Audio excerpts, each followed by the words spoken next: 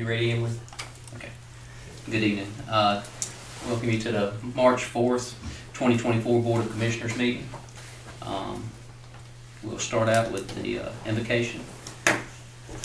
Commissioner Parker, do you want to? Yeah. Dear Heavenly Father, we thank you for this day. We thank you for this time that we have come together to dispatch the business of the town. Father, we ask that you bless each household that's represented here on tonight. And we ask, Father, that everything be done decent and in order. In Jesus' name we pray. Everyone said amen. Amen. Amen. Say the pledge of allegiance. I pledge allegiance to the flag of the United States of America and to the republic for which it stands, one nation, under God, indivisible, with liberty and justice for all.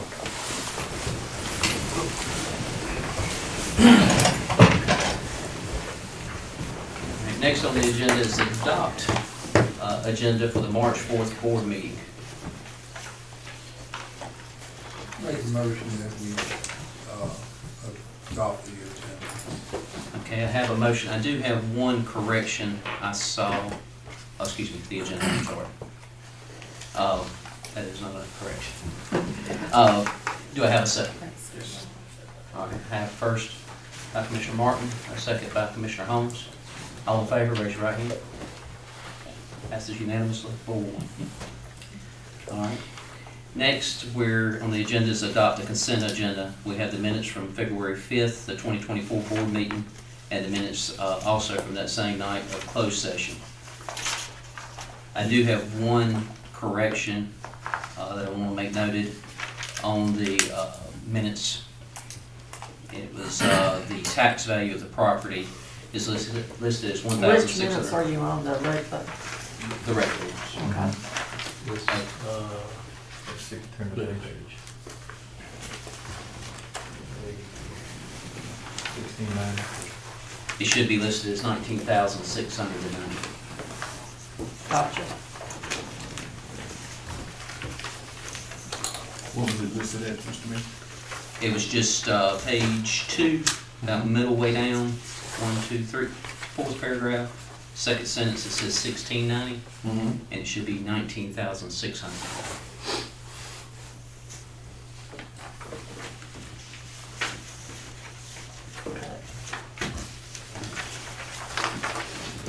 Everyone else good with the minutes? Okay, so we'll have a motion to adopt both the open and the closed session. Make a motion that we adopt the minutes from our open and closed session. Have a motion, we'll have a second. Second. Have a motion. All in favor, raise your right hand. Motion passes 4-0.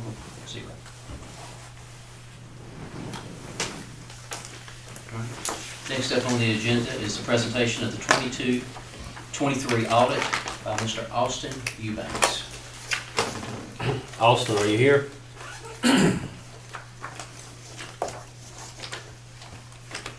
Austin.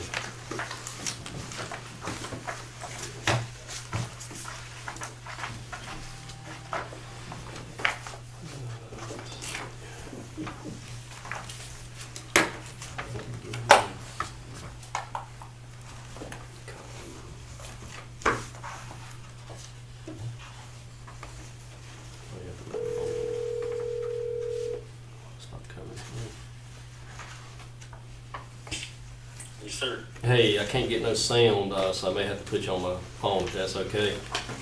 Can you not hear me at all? I cannot. I got everything on, volumes up and everything. I can see your screen, but no sound.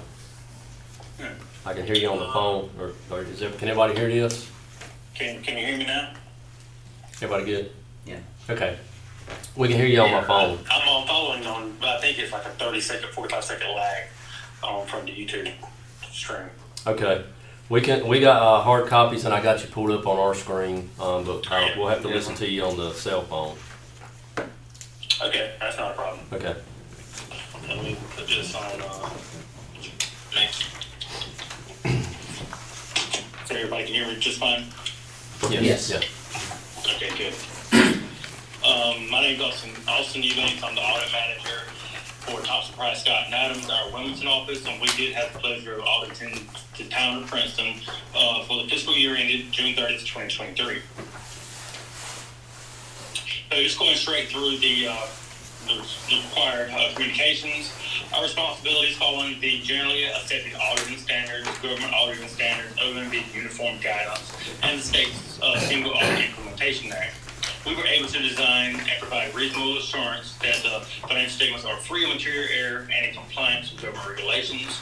We were able to perform all our planning procedures and have complete access to both management and required information.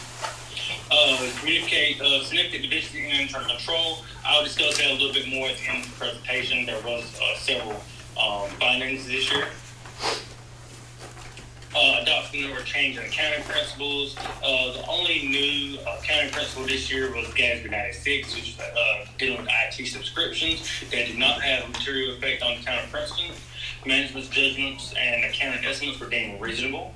The financial statement disclosures were considered neutral, consistent, and clear.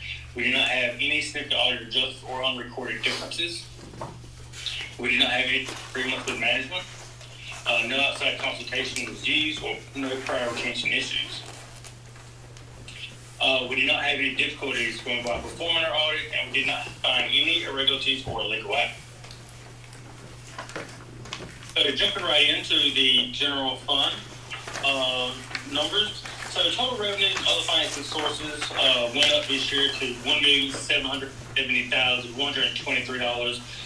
One of the biggest increases this year was due to the transfers from the ARPA fund, transfer of $445,539.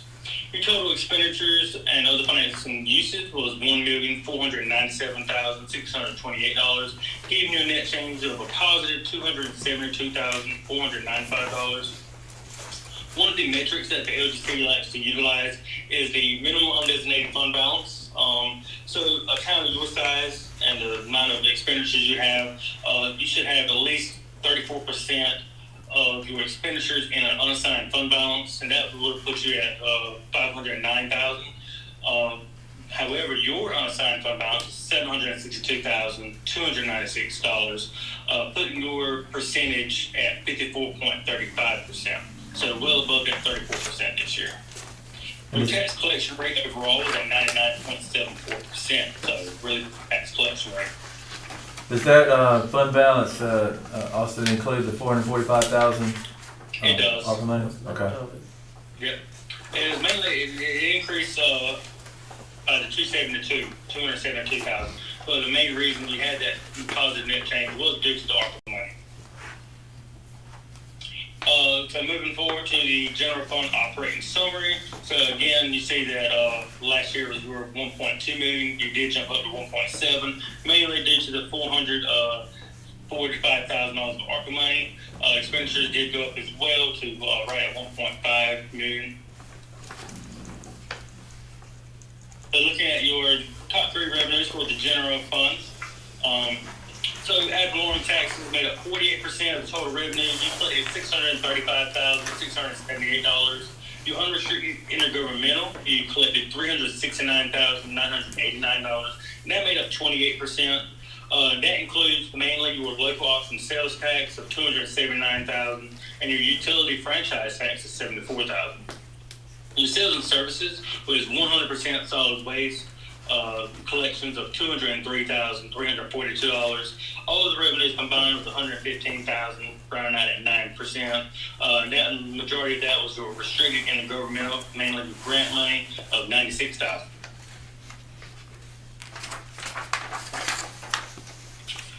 So moving on to your general fund expenditures, public safety department was the majority of the expenditures this year at $602,310, and that made up 40% of the total expenditures for general fund. Your general government, which is the administration department, right at $410,000, made up 28%. Your transportation department, $363,000, spent 24%, and all the expenditures combined, which is debt service and others, $122,000 at 8%. So looking at your general fund fund balance altogether, seeing that big jump this year, mainly due to the $242,000 of net position increase. That was $912,299 total. $762,296 is available to spend at your discretion. $150,003 was assigned or restricted, and that made up of state stabilization of $99,000 and your POW bill funds, which can be spent within the town's streets of $50,966. So going back to that one metric, I did say that the fund balance available as a percentage of the general fund expenditures. You see, last year took a big dip to 10.35%. However, you did recover that, and we're sitting at 54.35% this year. So basically, what that means is, if you were, as of June 30th, 2023, if you were not to collect any more revenues, you can still operate with the normal expenditure output on a monthly basis for 6.5 months now. Again, that minimum threshold that the FGC requires is at least 34%. If we didn't have the ARPA fund, which is, we're glad we have, but if that was not there, would we still be above the 34%? I do believe so, because last year, let me see if I can go back. If you look back at page 10, there was a lot of assigned and restricted fund balance of $511,000, and this year it did switch back to $150,000 more than what we had in previous years. So I do believe you would have been over at 34%. Okay. Let me find that. So looking at this slide here, so again, that's $511,000. That's the main difference of it last year. So last year you only had $128,000 that was available or unassigned. However, this year leveled off to what previous years was, to $150,000. So you have $762,000 to spend at your discretion. So that's what made up the difference this year. So even though you did have the $445,000 of the ARPA money, but some of that excluded expenditures was due to ARPA as well. So looking at the American Rescue Plan Fund, so you did have the $445,000 expenditures, which is all transfers, and once you do transfer that money to the general fund, that offset that triggered the revenues. So basically closed that fund out this year. Your Golden Leaf Dam Ditch Repair Grant for revenues is $5,862. Total expenditures of $15,525. Giving you a net change of a negative $9,663. You did have $9,663 in that position, and basically close that fund out as well. Golden Leaf Downtown Drainage Fund. Total revenues and other financing sources $119,180. Your total expenditures was $113,000, giving a net positive $6,059. Bringing your net position from $4,428 up to $10,487. Looking at for Community Building Project Fund. Total revenues was $104,705. Your total expenditures was $217,041. Bringing your net change for negative $112,336. Bringing down your net position from $504,000 down to $392,000. So all the other non-major governmental funds, total revenues of $11,802. Your total expenditure is $12,736. Your net change is a negative $934, bringing net position down to $20,706. So moving on to your proprietary funds, mainly your water and sewer fund, your total revenues and other financial sources is $834,442. Your total expenditures was $783,421, and that does include depreciation expense, which is a non-cash item of $158,619. However, the main thing is that you do have an operating income of $51,021. So with this being a proprietary fund, it's a business type fund, so you do need to treat it like a business, and you do need to show positive income each year, and this year you do have a positive income of $51,000. That's before your capital contributions, which is the grant money from other projects going on of $757,247. Your interest and other charges, so your interest expense was $36,924, bringing in a net change of a positive $771,344, boosting your net position to $4,751,455. We're moving on to your cash fund and proprietary fund. Have a restricted cash of $107,023, and that's your deposits. $1,416,563 is unrestricted. Your non-major fund is unrestricted of $26,696. Your community building project fund, all of that is restricted of $392,122. Your general fund, you have $50,966. That is your power bill funds, and you have unrestricted cash of $900,900.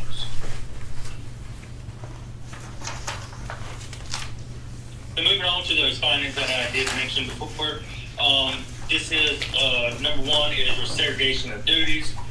There's a lack of segregation of duties among town personnel. Now the internal control process can afford the errors will be detected by employees in the normal course of business based on their assigned functions. This is a repeat finding from 2022. However, basically the town has 2 employees to handle all the financial transactions due to their limited budget. So this is more of a cost basis analysis that you need to do. Is it worth spending that additional money to improve your internal controls, or do you risk employees handling all the transactions just to employees? Moving on to your 2023-002 investment donated funds. The town has invested donated funds into an investment that is not allowed by the NC General Statute 159-33. This is a investment that was requested by a donor. This is a repeat finding from ever since I've taken over, I think back in 2019-2020. The town management is aware of the general statute. This cash has been reported to the LGC every single year, twice a year. The LGC is aware of it. They actually sent out reminders that this still is a finding each year. So you can do one or two things: continue to hold these funds, or review the limitations of the investment. See if you can't reinvest these funds into a CD or something else that won't trigger this non-compliance.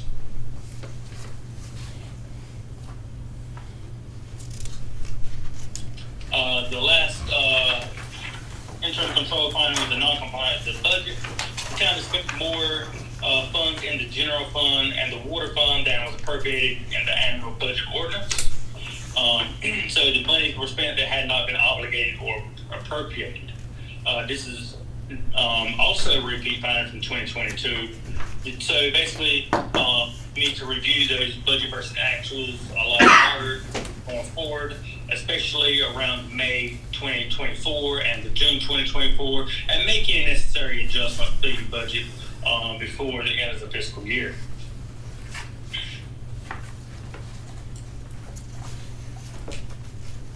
Last one was the timeliness of the audit report submission. Of course, you have until the normal time is October 31st, with always a leeway of December 1st each year. We did not meet that requirement this year, and this is not a repeat finding from the previous years. Mainly because this was due to untimely reconciliations of accounts and the ledgers. Your trial balance wasn't ready for us to come out and actually start the audit. So going forward, I think just try to get that year end closed out as soon as possible. Get all your transactions, book all reconciliations done. So have us come out there in August, September, so we can definitely have this audit out on time. So again, Going forward, just like last year, these are additional required communications. You have until 60 days to write up a response. All the board has to sign it and approve it for each of those findings that I mentioned. Besides, you do not have to report anything about the segregation of for all the other findings you do. So the late finding, the investment finding, and the budget overage finding, each of those need to be addressed and what you plan to do to mitigate those going forward. There was also another FDIC that I didn't mention was the water and sewer capital assets. The minimum threshold is a 0.5 of the remaining useful life assets. So your water and sewer assets mean that they are more than 50% depreciated. This is not including the land, because since that is a non-depreciable asset. However, all your buildings, your equipment are more than 50% depreciated. So your ratio right now is a 0.43. That basically means you just need to start preparing yourselves in your fund balance, which you obviously had a really good fund balance this year. So preparing your fund balance to help out going forward to purchase any or repair any major issues with your fixed assets. So any water line damage, you gotta have enough money to cover that. Any new vehicles, water sewer plant additions, make sure your fund balance is well prepared for any of those, since your assets are getting a little up in age, since they are getting more than half depreciated.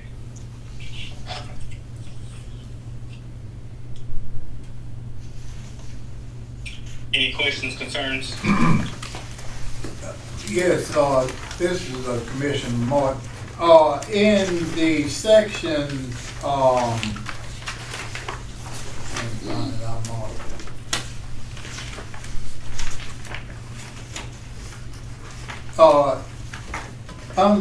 under the top 3 expenditures, transportation, what does that entail?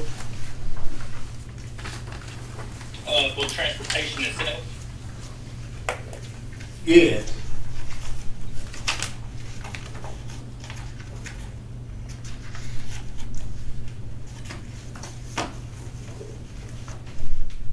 So it was $193,000 of his salaries and employee benefits, and your other operating expenses of $170,000. That's any repairs, any supplies for that department, just all other expenditures combined. Okay. But the majority of it was salaries.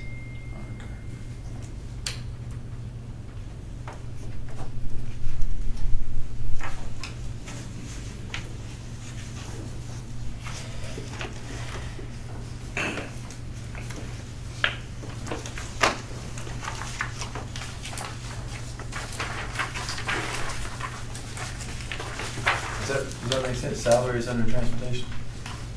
Is that? I don't quite understand that. Say that one more time. Salaries under transportation, that just seems odd. Is that what we're, like, I know public safety and general government should have a lot of salaries, but I guess we're both just have a little question, transportation, how does salaries fall under that? Streets and highways, That's the street department. pull up your audit right quick when you need to pull up your trial balance and go through it. I guess so. Yeah. Sure. Yeah, because it sounds like that it's the street department, especially if with $193,000. Mm-hmm. And I would say that that's at least,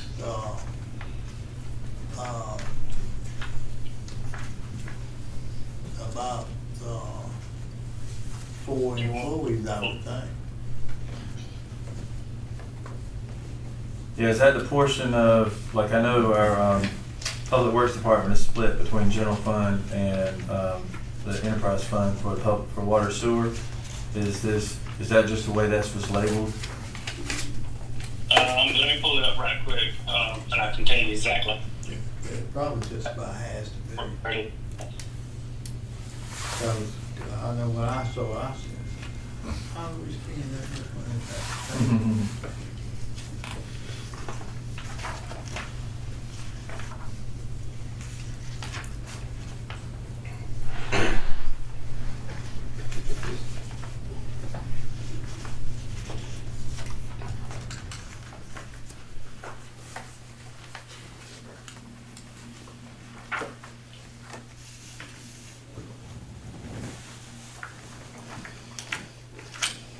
I'm pulling up right now.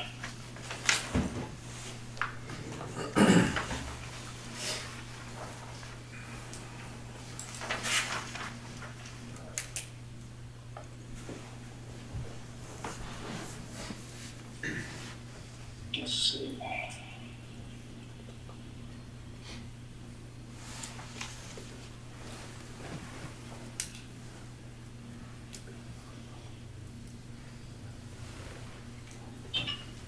Yeah, your department 560.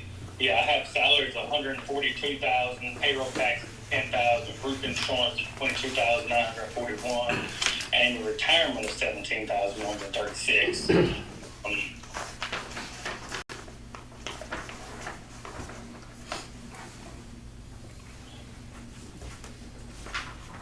So the retirement, that could be the, is likely the amount that we are, putting into the employee's retirement system, correct? Correct. Okay. Yeah, NC Ledger's retirement system.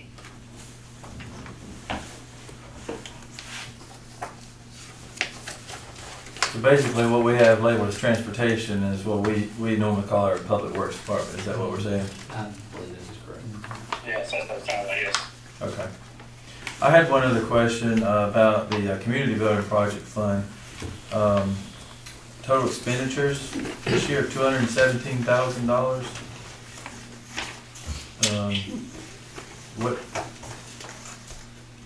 Where have we spent $217,000? Wasn't that the purchase of the house? That was the Kenny Woodard problem. That was the okay. Okay, that makes sense. Okay, and then the other question I had, back to our one of our early spreadsheets where we were figuring out the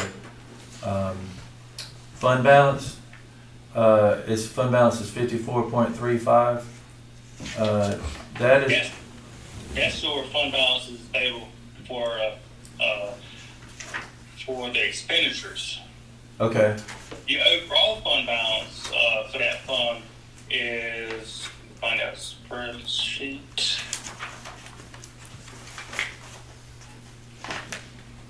Is $912,299. Okay. So let's see.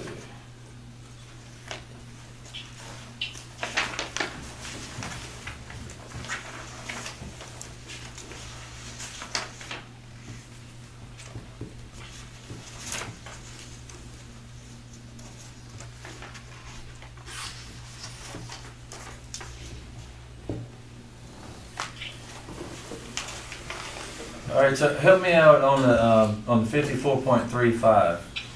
Okay. How did we get that number? So it's for unassigned fund balance divided by total expenditures for the general fund. Okay, because when I divide, so 762,296 divided by 1,497,628.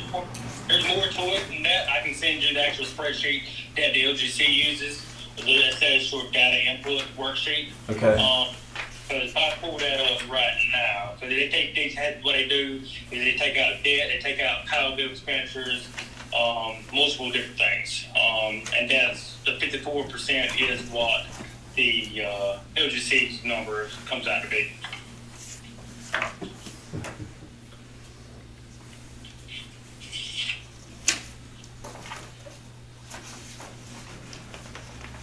Okay, well, just here's my question. So if I divide 762,296 into 1,497,628, it gives me like 50.8%, which is Mhm. about 4% off of this number. So where, do we have access to all those numbers you're talking about to get the 54.35?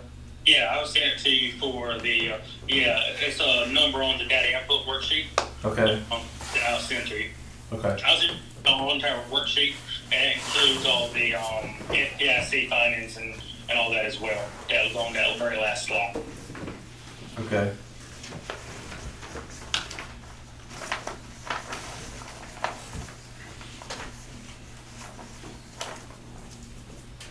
Okay. Any other questions for Mr. Eubanks?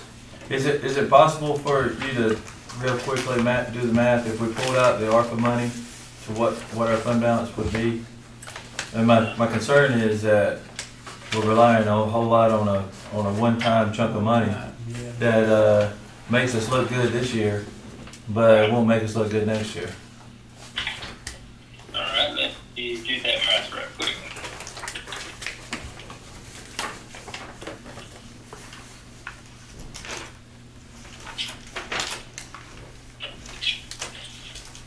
So,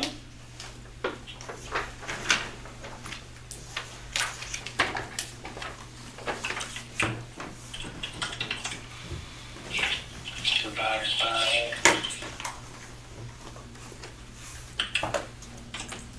so with all, with everything else not being a factor, just taking out the 445,000, that brings your net change down to negative $173 and $44. So as long as, just say you didn't spend any of your ARPA money this current year, you just transferred it over, not taking any of the other Powell bill expenditures, any of that into effect, that would bring that down from 50% that with everything else in there, to 31%. Okay. Which would be below, Right. Yeah, that'd be below our 34% where we need to be. Yeah. Okay. But like I said, if you take out the debt principal, if you take out the Powell bill funds and all this other that's included in that, you probably right at 34%. Okay. So just to be clear, that 31% that you just ran is not the exact formula? It is not, no. Okay. Because you have to take out Powell bill expenditures, debt service, principal amount, and other factors. It's a pretty long formula that they run. Okay. So just to summarize, we're okay, we're good. The ARPA money makes us feel real good, but we shouldn't get too excited about that number. Correct, because you have to spend the ARPA money. It has to be earmarked to be spent by this year, and it has to be spent by 2026. So it makes you look good now, but once you start spending that money, obviously the expenditure is going to go up, and then it's going to drop that number down. Okay. That's what I was thinking. Okay, thank you. All right, any more questions, Mr. Eubanks? Do I need to go ahead and do the motion, or do we? Okay. All right, do I have a motion that we approve the 22-23 audit? Yes, sir. I have a motion. Second. All in favor, raise your right hand. Who was second? Uh, Motion passes 4-0. All right, thank you, Austin. Yes, sir, thank you, Austin. All right, thank you. Appreciate you tomorrow. Okay, thanks. All right, next up on the agenda is comments, and I have a few I'd like to make. About 2 weeks ago, Commissioner Rose, T.A. King, Buddy Sanders, who's over the Public Works Director, TRC, and Johnston County Engineering, along with Commissioner Braswell and myself, met here in Princeton and discussed the future of the Princeton Sewer. There's been discussion of a county-wide authority, expanding the wastewater treatment plant, and even partnering with Johnston County. This meeting brought some insight to all options, of which TRC will briefly discuss during their presentation this evening. The town has a few options, and we continue to do research seeking the best option for the town of Princeton. On another note, On behalf of the town of Princeton, T.A. King drafted a letter to Chairman of the Johnson County Commissioners Butch Lauder and the board seeking financial support for radio read meters. I'd also like to personally thank the students from Princeton High School and our partnership with Johnston County Industries and all their work cleaning up our town. These students have invested time in picking up trash and debris throughout our town, and we just wanted to say thank you to them. I was also invited to a countywide managers luncheon meeting here at Town Hall last week that Ms. King hosted with all municipality managers and county manager Rick Hester. This was a very productive meeting in which we discussed their town needs and plans and other ideas, and it's an opportunity for us all to share and just kind of see what other towns are doing. And that was a successful meeting. Do any of the commissioners have anything they would like to comment? Just kind of piggyback on what you were saying, one of the big, I think the biggest thing that we always talk about, and we hear a lot of people in town talk about, is our sewer moratorium. And I just wanted to make sure that the town people knew that although we are under a moratorium, we do have capacity at our sewer plant, and we are not overflowing. We're not, it's frustrating for all of us. We're trying to do our best to get moving forward with the sewer plant expansion or whatever it's going to take. But I kind of use this analogy. It's as if you had a flat tire, you passed a flat tire, but then the state won't let you drive your car until you get a new car because the patch tire is no good. And so basically we had an issue where we did have some water flow into our sewer plant during some torrential rainfalls, and it's been fixed, but we're still under a moratorium, and it's not going to go away until we start an expansion. So I hope that the townspeople will be patient with us as we are working hard. All of us have been in meetings at different times trying to figure out the best way forward, but it doesn't come cheap. It could be a $12–15 million venture. So anyway, I just wanted to say that because I hear misinformation sometimes out there about what's going on and where we're at. But we're in a good position. Everybody, just be assured our sewer plant is functioning properly. We're in a good place. We just have to figure out a way that we can get that moratorium lifted, and that will be through an expansion of some sort. Thank you, Commissioner Rose. Anyone else? Thank you. Next is persons to be heard. I'd like to read this. Public comments is the time that any citizen can address the board on an item that is not on the agenda. Speakers are asked to keep the order and balance, that all public comments will be kept to 3 minutes. We ask that you come to the podium, state your name and address. Speakers shall at all times maintain proper decorum and present all comments in a civil manner. Again, this is a public listening opportunity for the board to listen to public comments and not respond or answer any impromptu questions.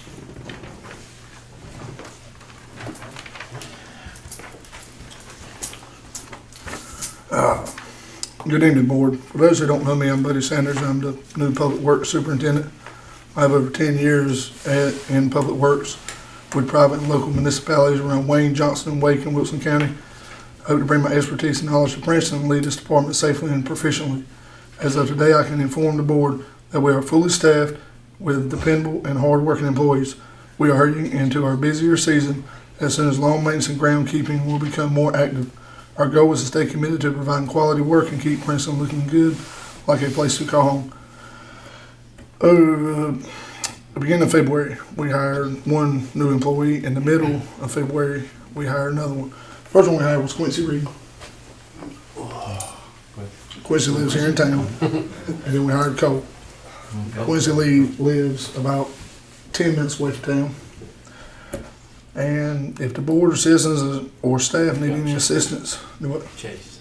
Oh yes, we hired Chase Deaver. He is not here tonight. He will be at the next meeting. But if the board or citizens need anything, just let me or Brian know, and we're more than happy to help you. I'd like to say we appreciate all y'all do for us. Thanks, sir. Thank you. And congratulations on the promotion. Thanks, sir.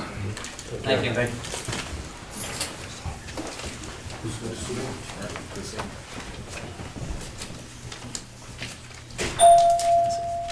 Anyone else?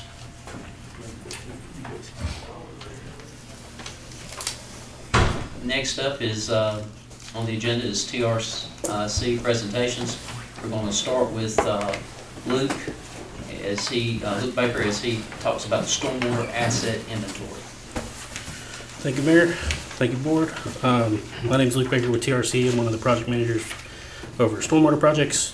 The first thing before y'all is a proposal for a stormwater asset inventory and assessment project. This is funded by a DWI, Local Assistance for Storm Sewer Infrastructure grant. It's funded in full by the grant. There's no town commitment or match required. So the purpose of the proposal is to collect survey information on all the town maintained stormwater infrastructure, develop a stormwater management and a capital improvement plan for y'all. So yeah, any questions on that one?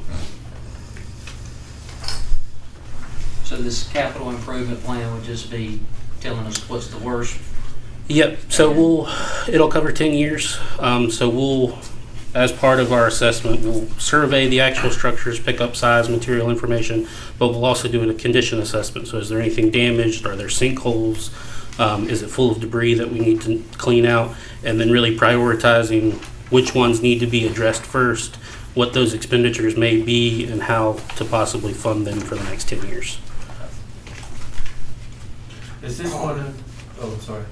Go ahead. The map that's shown on here, all the yellow dots that indicate on your areas that you're looking at. Each one of those yellow dots is, we did a little bit of research, as an area of either known or assumed stormwater infrastructure. So it's going to be just the culverts under roads or connecting ditches, not personal residential driveway culverts. Well, I guess I got a question on that because there's a whole bunch of it that's not in the city limits. In that one? Yeah, you got all of Lakeview Estates in here that's not in the city limits. Okay. We had assumed everything inside the ETJ as part of that scope, but if that's not the I gotta ask case. the question of why, if we're not gonna be responsible for fixing it, why would we need to spend the money to have it checked? Well, Because a lot of that would be under DOT, not us. I understand. I mean, the purpose was try to capture as a complete inventory. If it's something that y'all don't maintain and it's not your We don't make responsibility. anything outside these black lines. Okay. Well, I can send a revised proposal for just what's in the black lines. When we wrote the grant application, the intent was to capture everything in y'all's ETJ. So if that's not the desire, then we can rework that. Is this one of the, I remember, I think Marla came to us a few months ago, there was 4 or 5 things that you guys were gonna work on, grant. This is one of those? Yeah, so y'all adopted the resolution to receive or accept those funds in December, I think, when I was here last. Yeah, I remember doing that, and I don't have any problem with anything that's in the city limits, but I don't see why we're surveying a bunch of stuff that's outside the city, especially the areas, and I'm not trying to pick up, but Lakeview can never even be annexed into the town. So why would we want to spend any effort in there doing this when we can't even go there and do anything to it we wanted to? Okay. It's not ours. Well, I mean, I can certainly go back to DWI and just say, hey, we really want to focus on what's in the ETJ and use those, the structures we were going to pick up in Lakeview or other areas in y'all's ETJ that aren't annexed to pick up additional driveway culverts or other infrastructure. There's areas out there that, in the future could be annexed, but Lakeview is not. It's exempt. It could never be annexed. Okay. Well, I'll work with Michael. We'll make sure we'll get it right, and I'll get y'all a new one.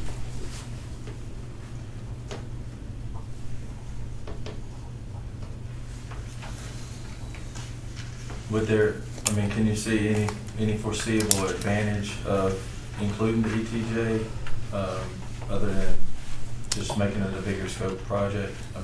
It was really trying to capture anything that y'all may potentially annex in the future. Okay. So if there's areas like those where we're confident that that's not going to happen, then we can remove them. Well, like I said, there are some areas in here that could possibly be annexed at some point in time. Somebody want to build in there. But Lakeview is out. It can never be annexed. Okay. But if they voted to be annexed, if they chose to be annexed. the whole Say if they- subdivision. Well, I can assure you, there's. They're not about going to, three-quarters but of them they would could never vote choose- for that unless they're dead and they Yeah. voted legally. They could choose to be annexed. I mean, it's possible, but it's not likely. I agree with you on that.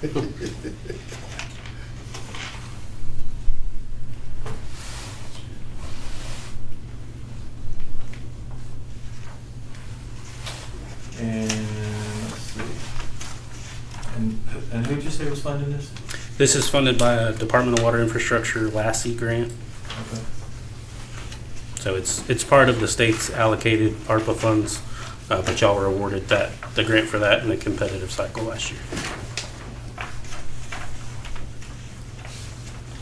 I think they can approve the proposal as it's written tonight, and then you can turn around and do an amendment to take out that purchase order. Okay.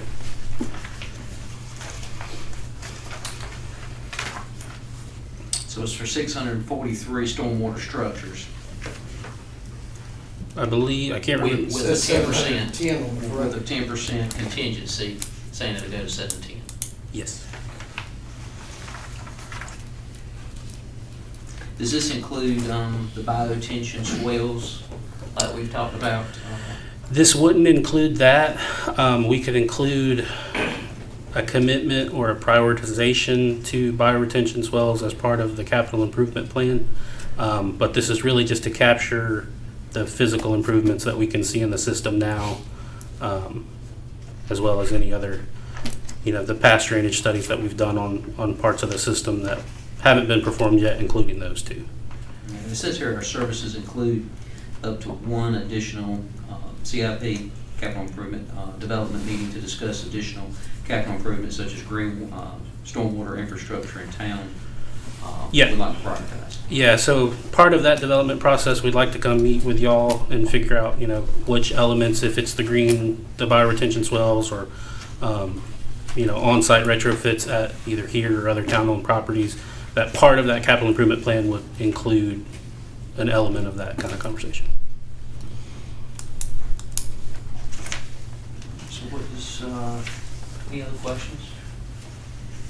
So when it's all said and done, the things that the town will basically be receiving are these things right here, the management plan, capital improvement plan, and I guess it's a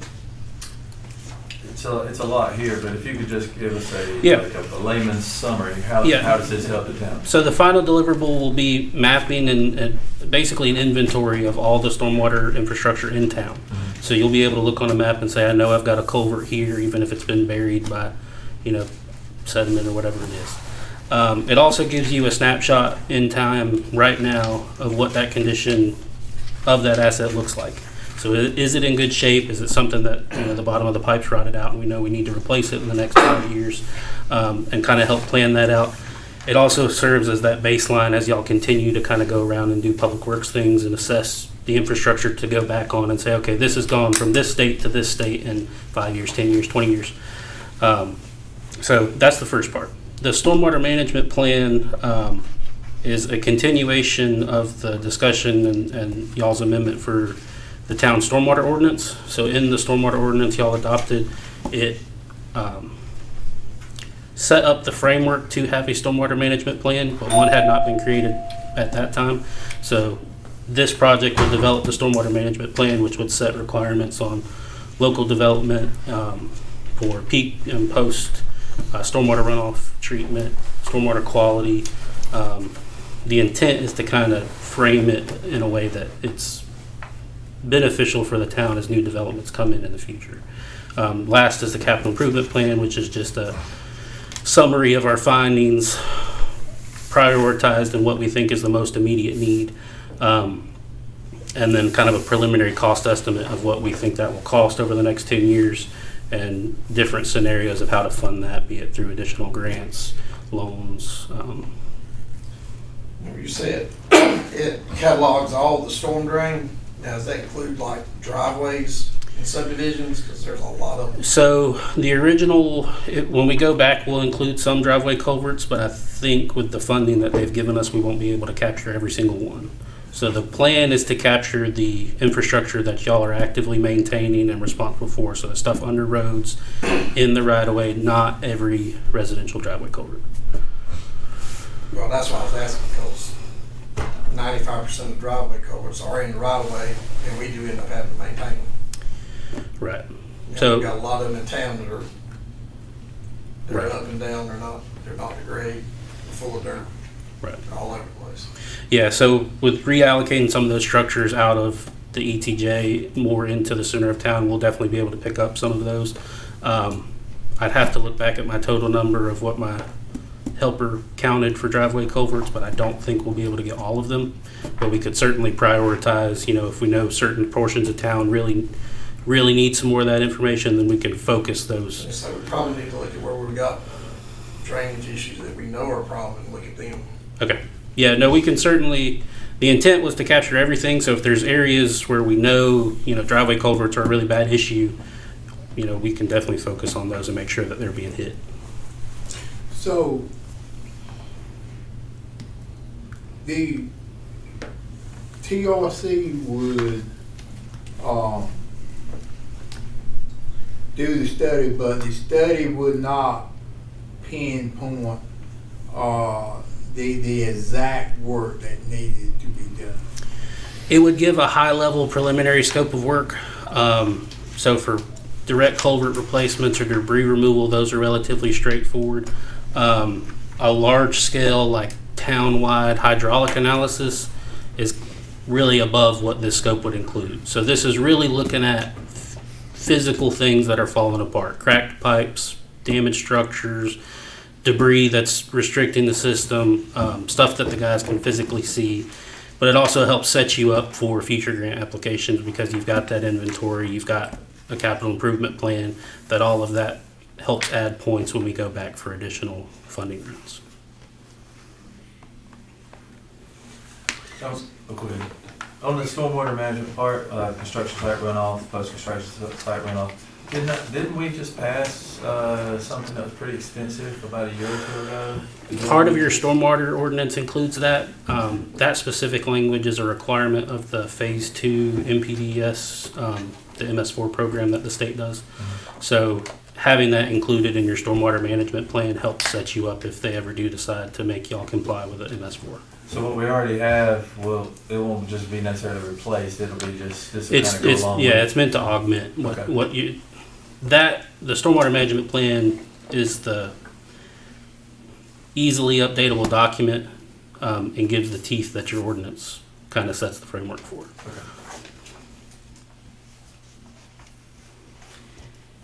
Any other discussion? Questions? The funds for this, I know it's a grant, it come back, it's piggybacking off of another grant, is that what this is doing? This one is not. So the hope is that capital improvement plan will help us piggyback in the future on other things. But this one is solely standalone, not off of something else. And it's all through a grant? Yes, it's all through a grant, no town commitment, no match required. And when your guys are coming out, I guess it's your guys that would Yep. come out and they would look at a culvert, so you would identify a culvert, they would go look at it, stopped up, cracked, road cracking, Mhm. whatever above it, y'all would make all those notes, and then that will be inputted into this database. Yep, so the application we use is a GIS product, but it lets us collect survey information, but also collect photos, size information, and so all of that gets populated into a big Excel table that, we could provide that to y'all, or would provide it to you at the end, as well as kind of PDF reports of what each one of those looks like with all the photos and all that. Does this run like a DWG drawing or something? It'll Is it be- all three-dimensional? It will have a Z component, but it'll be in an Esri geodatabase, so it'll be more like a shape file where it's just flat. And I noticed it says assist town with reimbursement files, so you guys will actually help town administrator make sure so that. Yeah. And then we get the money and then we give it back to you. Is that Correct. how it works? Yeah, so same with the previous projects, we'll help put those reimbursement requests to DWI together. And so, since you said that this study probably will not take care of all the driveway covered. What is the method that you use to determine which areas are hit and which not? We would work with y'all to figure out which portions of known flooding. I mean, we have a pretty good history of where we know there are drainage issues in town.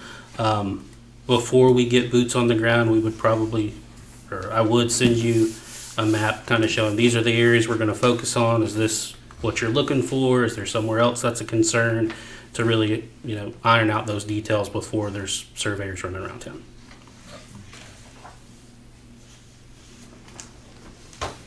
Good. Yeah, so do you guys want to make a motion to go ahead and proceed with making sure that we stay inside town limits with the majority of, how do we word that? I mean, because, same as Commissioner Holmes said, so we have a limited amount of funds to start with, and so this is not the time for us to act as though we just got an unlimited amount of money, because we don't.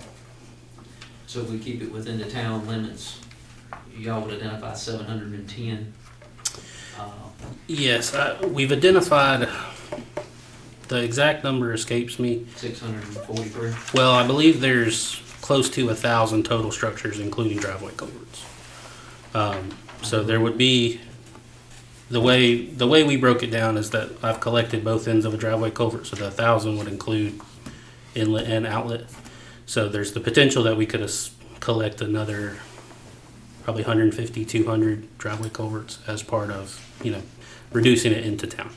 I can get you an exact number, but that's just ballpark. But if we take the ETJ out, we go to the town, and you're still going to honor the 710. Oh, yeah, absolutely. So you'll do 710 structures, you'll get the main ones. Correct. And then we'll tear down, and then I guess the final would be driveway culverts where we think, or where you think flooding occurs, or there are problems. Exactly. There's probably most of them have problems. So That's it'll be where flooding is having issues, or ditches are holding water. We Right. identify those. But it would be nice to take care of the street. If we, have a problem street, we'll take care of that street and get all those culverts on that street, and then we can identify it. But you're not gonna be able to get them all. Are you saying that a driveway culvert counts as two? The way my designer split all of the asset tags is that if it's an individual culvert or a driveway culvert, she's picked up the inlet and the outlet. So the 1,100 total that I think she picked up, some of those would have an inlet and outlet. When we physically surveyed them, we would pick up them kind of in sequence, but they'd really just be like one asset. It's not intended to be like, we're only going to get the inlet side, not the outlet side. So, to be clear, a driveway culvert would be one asset, Yes. but you'll have two readings. Yeah, so we would take an inlet reading and an outlet reading with the GPS, just so that we have that for survey information. And that's pretty much gonna be true on any kind of structure you get on, because usually it's going in and coming out. So Yeah, it just becomes a little bit hairy if we're like going from one side of the railroad to the other side of the railroad, or under a major road where we're trying to keep the guys on one side, that we would go back and collect that other side at later in the week or later that day. Okay. All right, so we have a motion? Yeah, I'll make a motion that we award the proposal for engineering services to TRC with the amendment that the project area stay inside the town limits as opposed to the red line ETJ. We have a motion, have a second. All in favor, raise your right hand. All right. Motion passes. Thank you. All right. Okay. The second thing was a design amendment for a endangered species survey associated with the Beaver Dam Creek cleanup. Back last year, we submitted our Army Corps of Engineer permit to perform the bank stabilization project and sediment removal adjacent to the wastewater treatment plant. Earlier in kind of middle of January, we received feedback from the Army Corps of Engineers that they would require a endangered species survey to see if there were any endangered mussels within Beaver Dam Creek before they would allow us to proceed with that work. So the proposal there is the change order to do that work. You do have remaining grant funds from the Johnston County grant that y'all got, which funded the construction and the original design contract for the sediment removal and bank stabilization. So it would be coming out of some of that unencumbered grant funds, and wouldn't require a town match or any commitment other than those grant funds.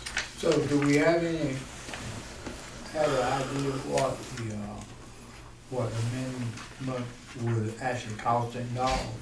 So the amendment is, I believe it's $10,400 to perform the survey, which is, 11,000. Oh, is it 10,000? is it, I don't It says have, 11,400. okay, sorry, I apologize, 11,400. So that covers a boots on the ground survey for any endangered mussels from just north of the railroad to 400 meters downstream of where we're gonna stop. So I think all in all, it covers 1,000 meters total, which is the Army Corps requirement. That's pretty much just past the sewer plant, right? So the sediment removal will stop at the end of the right-of-way at the sewer plant, but the survey actually has to continue 300 feet downstream of our last in-stream impact. So we'll continue a little bit further, but the actual debris removal won't. And this whole 11.4 is currently in our grant funds from the county? Yes, so y'all received, 130. it was, yeah, so y'all received $257,000 from the Department of Agriculture and then $445,000 from Johnston County. One portion was for the vegetative debris removal, one portion was for the sediment removal and the bank stabilization. So far, y'all have encumbered, or sorry, you have remaining $123,237. So after this change order, y'all would have about $105,000 remaining. So we would need some direction on how the town wants to allocate that additional funding. I'd recommend preserving a little bit as just construction contingency, usually 10%, which should leave you about $60,000 left to either encumber on additional footage cleaning on the Beaver Dam Creek or relocating the power pole at the water treatment plant, which is kind of the driving force for this project, or elsewhere. Now, I don't wanna sound,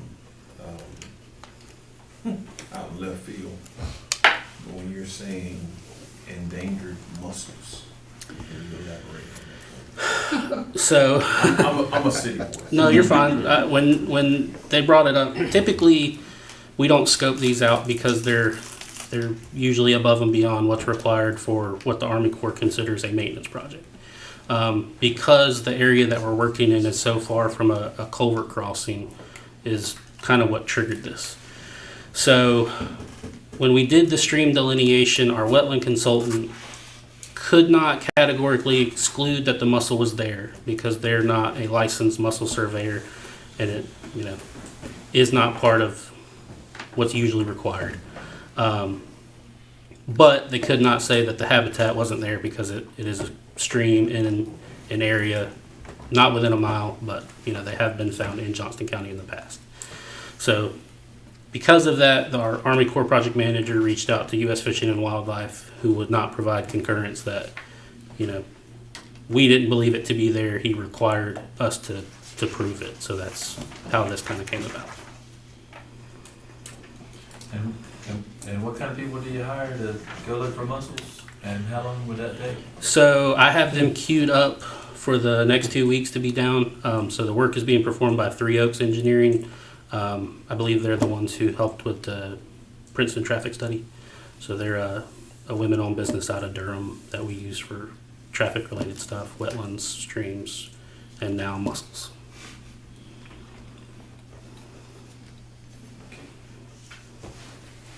So basically, we can't move forward until we make sure the mussels aren't there.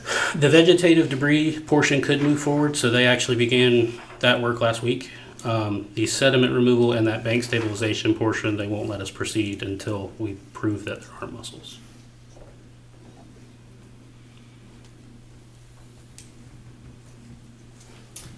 Any other questions? So, does it, is it, what evidence is there that, that there may be mussels? We did not see any. So typically you look for remnant shells. They're usually pretty obvious when you see them. Our consultants didn't encounter them. It's really just a requirement of the Corps that, they get to say. It's Yeah. probably been 15 or 20 years, but don't y'all remember the Clayton bypass being delayed by the mussels they found? It's the same thing. They're afraid they might be there. So rather than proceeding because it's, a maintenance project and needed, they are requiring us to prove it.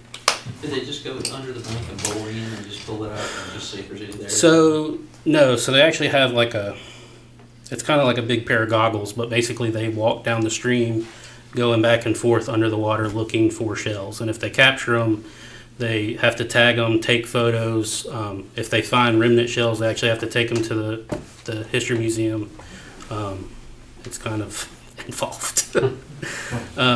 So I personally don't believe that it should have been required, but the Army Corps is the Army Corps, and What happens if they find? we'll have to get guidance from U.S. Fish and Wildlife. They can determine the quality of the habitat and if it's suitable enough, or if they can be relocated. Be relocated? Maybe we'll find some shrimp. I tell you what, if we do, I bet they wanna move them to a real fancy place. Mhm. Put them in Holtzman. Exactly. Out of premium cost. Wow. Anyone else? So there's, from what you got, Mhm. just Less than 10% that they are there. Our less than 10. Our consultant didn't observe them. They're well experienced with looking for elements like that. They don't have that certification saying, yes, I'm qualified to identify mussels. And typically we don't perform that because it's not required. Now, is this fee based on a quote from Three Oaks, or how did it Yes. come to this number? Yep, so it's a quote from Three Oaks with some markup.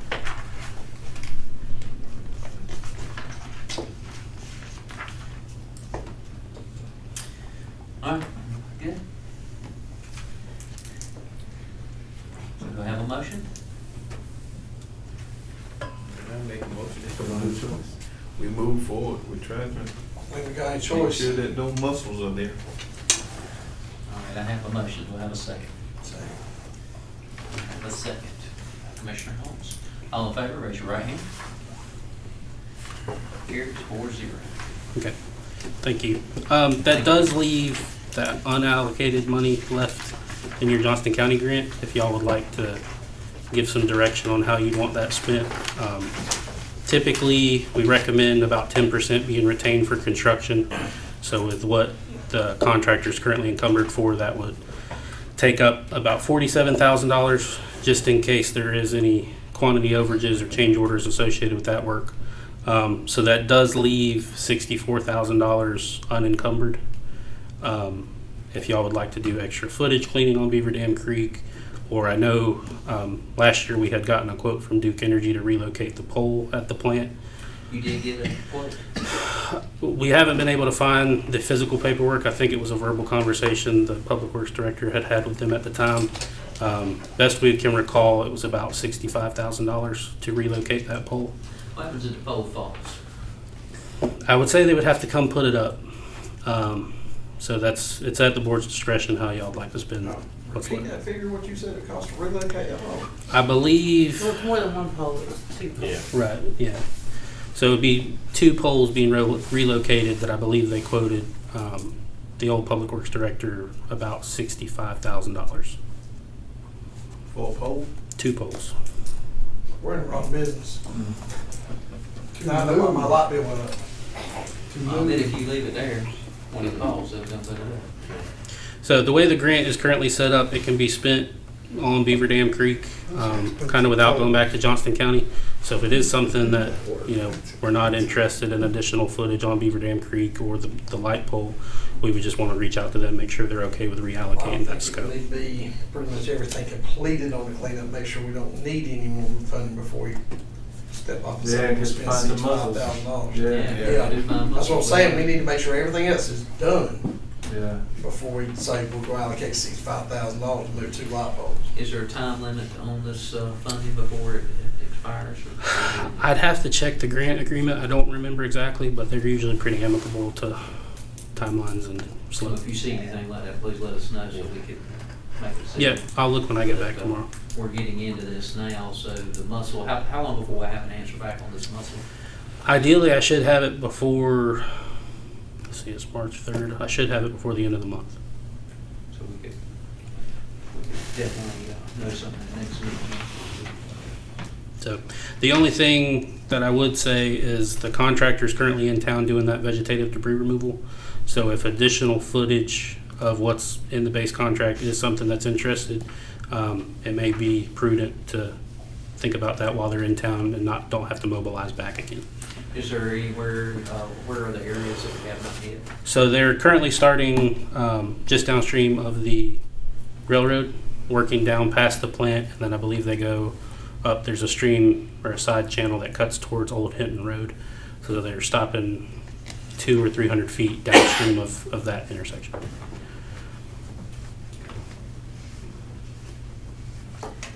Is everybody good with that? We just hold the funds? Yeah, I would say let's hold the funds until, first and foremost, we find out if there are any muscles. But like I say, I'm baffled with $65,000 to move 2 light poles. That is crazy. Yeah. Well, this is what we can remember, because Michael Hardy is the one who had the initial conversation with him, but we can't find any emails. I think he just told us. And so I think Buddy has him coming back out to look at it and reprice it Brian's been working with me on that. We're on, this week. the hardest part is trying to make a sticker with that old tag, because the tag says CP&L, and we all know the last time CP&L was out there. So we're trying, we're working at it. You know, he's been in contact with several people he knows from Duke, so we'll have an answer on that. If And- you'll come see April tomorrow, on the back of the utility bill is the business contact, which is different from the one you can look up on your phone, and it'll take you right directly to like 12 people that only help. Yes, ma'am. Just curious, what is the markup so that we know? I know you guys having to do part of the work here. TRC standard markup is 15%.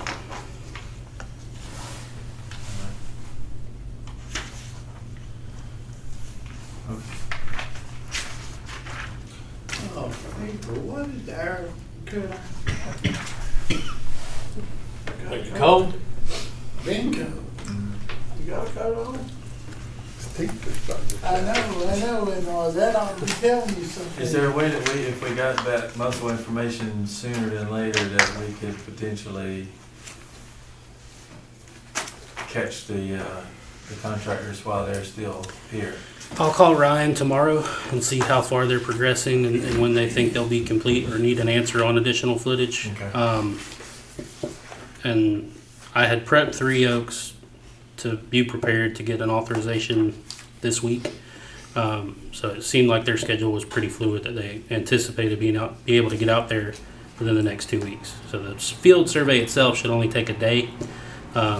Ideally, they can give me a verbal same day or next day, and then the final report, which we'll have to turn into the Army Corps within a couple weeks after that. So worst come to worst, we could have a quick Zoom or something to pass the decision to what to do with the rest of the money if we got it soon enough. Sounds good. Okay, thank you. Thank you. Well, that, and we also need a price on that pole relocation. Yeah. Call me tomorrow, and I'll try to, I've got a phone number, somebody make you, get you there quick. Yes, sir. All right, next up is TRC, Marlon Ashworth and Ethan. Or is it Ethan? And you're going to discuss Yeah, the wastewater treatment plant, as well as possible other project related to the Johnston County interconnection, which is another alternate option the town has at your disposal. So before I get into Johnston County, I wanted to go ahead and touch up a little bit on the wastewater treatment plant. So, like you had mentioned, Mr. Mayor, we had that meeting, what has it been now, about a week or so ago. And that's where this potential proposal came from, was that meeting. And the wastewater treatment plant, PER, through USDA, which is what we've been working on here for the past year, we have gotten we got a round of comments, let's see, middle of February. Met with USDA and kind of had some back and forth on that. We had our meeting last week, and we've since revised the PER to get us up to date with some updated costs, some additional information that USDA wanted, some of it related to the town's current operation and maintenance, as well as we had some out-of-town residences identified that they wanted some extra information on. So we've been putting a little bit of that together over the past week or so. That's now being reviewed by some other staff in our office just to make sure everything looks good. Got all our I's dotted, T's crossed. And I'll double check and run through some of that with the USDA reviewer so that we can pretty well be sure that whenever we submit it this time, they've got everything that they need to give us that go-ahead forward. Because that PER is, after the USDA state office reviews it, they do, where it is such a large project, they'll be sending that to their federal office for additional scrutiny. So, but we're hoping that should go pretty well, especially where it is such a significant project. They've already given it quite a bit of scrutiny because they know that it's going to go into that federal office. So that's why it's been a little bit of extra time getting a response from USDA. They're having to be a little bit extra focused on this due to the significant price of the wastewater treatment plant. Just on construction at this point, we're looking at possibly about $12 million, not to mention the soft costs. We're getting into the 15 and 16 range. So that's why it has been what it has been. But we do think we'll be able to get a revised PER submitted to USDA next week, or at latest probably the week after. Depends on when I can get USDA on the phone and go through a couple of things with them. But that's just an update for you guys on the wastewater treatment plant and where we're at. So we got some steady progress there. Marla's going to talk to you guys a little bit. You want to go now or talk here later about the grant process with RD Apply?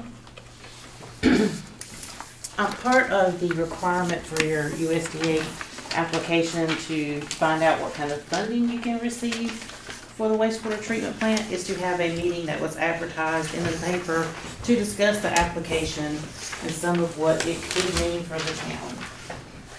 And so I've put together some scenarios with the best information that we have available right now. So the PER total cost for the project right now is $15,599,795. And that includes everything: land purchase, engineering, legal fees, bond counsel, interest on your construction loan, design, bidding, construction and observation, grant administration, everything that you can think of is included in that $15 million number. And we listed that you have other funds potentially coming into the project, which is the $2.5 million state earmark.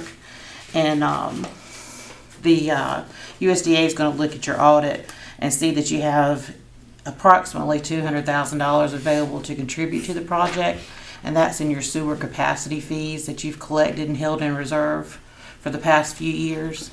And so that's also included as part of the funds that would make up the budget. But it boils down to you'll be asking USDA for about $12,870, almost $880,000, $12,880,000. And so if they were to fund that, what would that look like to the town? And these numbers are going to sound awful, But it's good that they sound awful, because the worst case scenario you have, the more grant funds you're likely to be able to get based on availability of grant funds. And so in the past, we know that the town has qualified for poverty rate. And so the current poverty rate for a loan is 2.25% for 40 years. That number is subject to change come April the 1st, but it just changed in January. And so unless there's significant changes in interest rates or the economy, chances are it could stay the same and not change for a while. But the interest rate that will be applied to whatever loan money you get will be the interest rate that has been adopted for the quarter in which your funds are obligated. And so we really can't predict what that number is, but I don't think it'll be far from 2.25%. It could be a little less, a little more, but that's what we have to go with right now. And so if you apply to USDA and they agree to fund the project and give you no grant money, then you'll be looking at an annual payment of $491,717.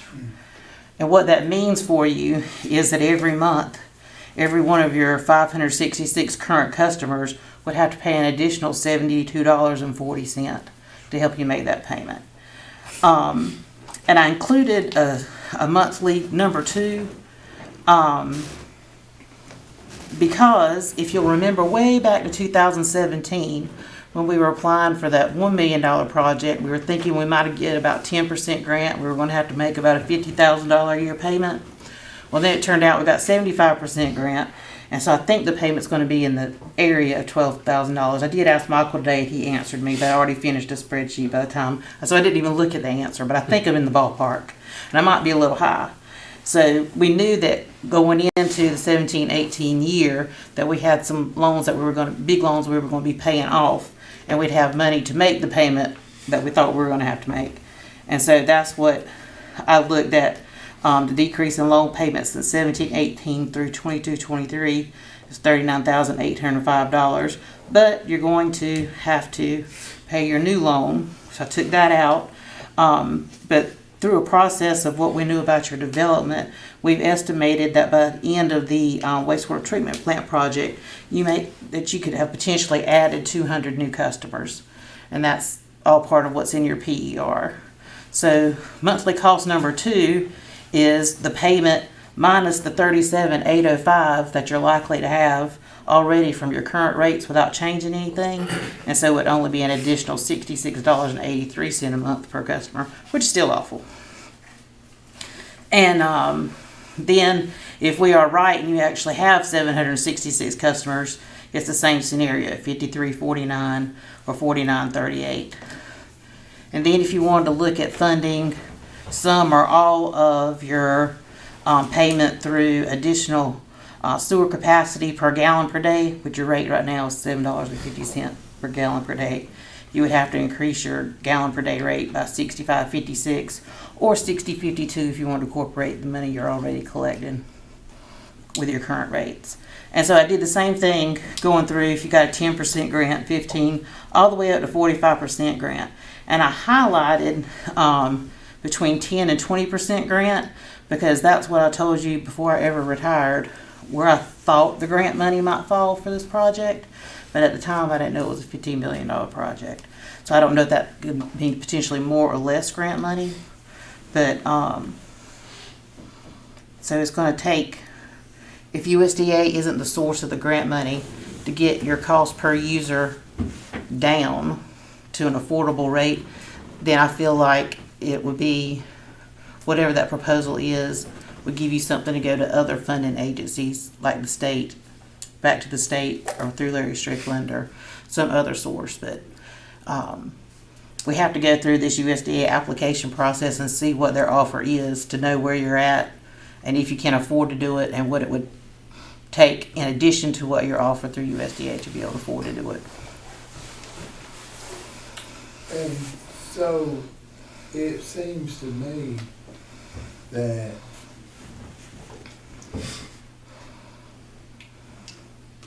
there's an option that, so our option may not necessarily be to expand the wastewater treatment plant, that it may be to